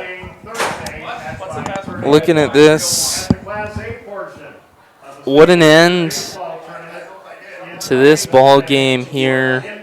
We'll get the line score here. Dimock-Emery Raptors. See if should come up here in a second. I clicked the wrong one. Box score. Here we go. For Drew Kitchens, 1 inning of work. No hits, no runs, no earned runs, no walks, no strikeouts. He will earn the win. On the other end, Gus Steiger will take the loss. So Dimock-Emery will move on to play Castlewood on Thursday, August 15th at 5:30. Or not Castlewood, Larchwood. And they'll be the first 2 teams to punch their ticket to the round of 8, starting Thursday, Friday. And then coming up tomorrow at 5:30 of the evening session, we'll have the Hartford Humboldt Wood Ducks taking on Elk Point Colt 45s. Following that game, we'll have a battle of the Sunshine League, the Alexandria Angels taking on the Platte Killer Tomatoes. So that'll be a good one. And that'll be a good one indeed. So I got nothing left to say unless you got something to add. I got to get home. That's what I got to say. Thanks for joining us here, Live Ticket TV, for Sunday baseball at the State B 2024 Amateur Baseball Tournament in Mitchell. For Reagan Weber and Justin Hausman on the call, Spencer Bealey on production, Morgan Gill on camera. We'll say good night from the Crow's Nest.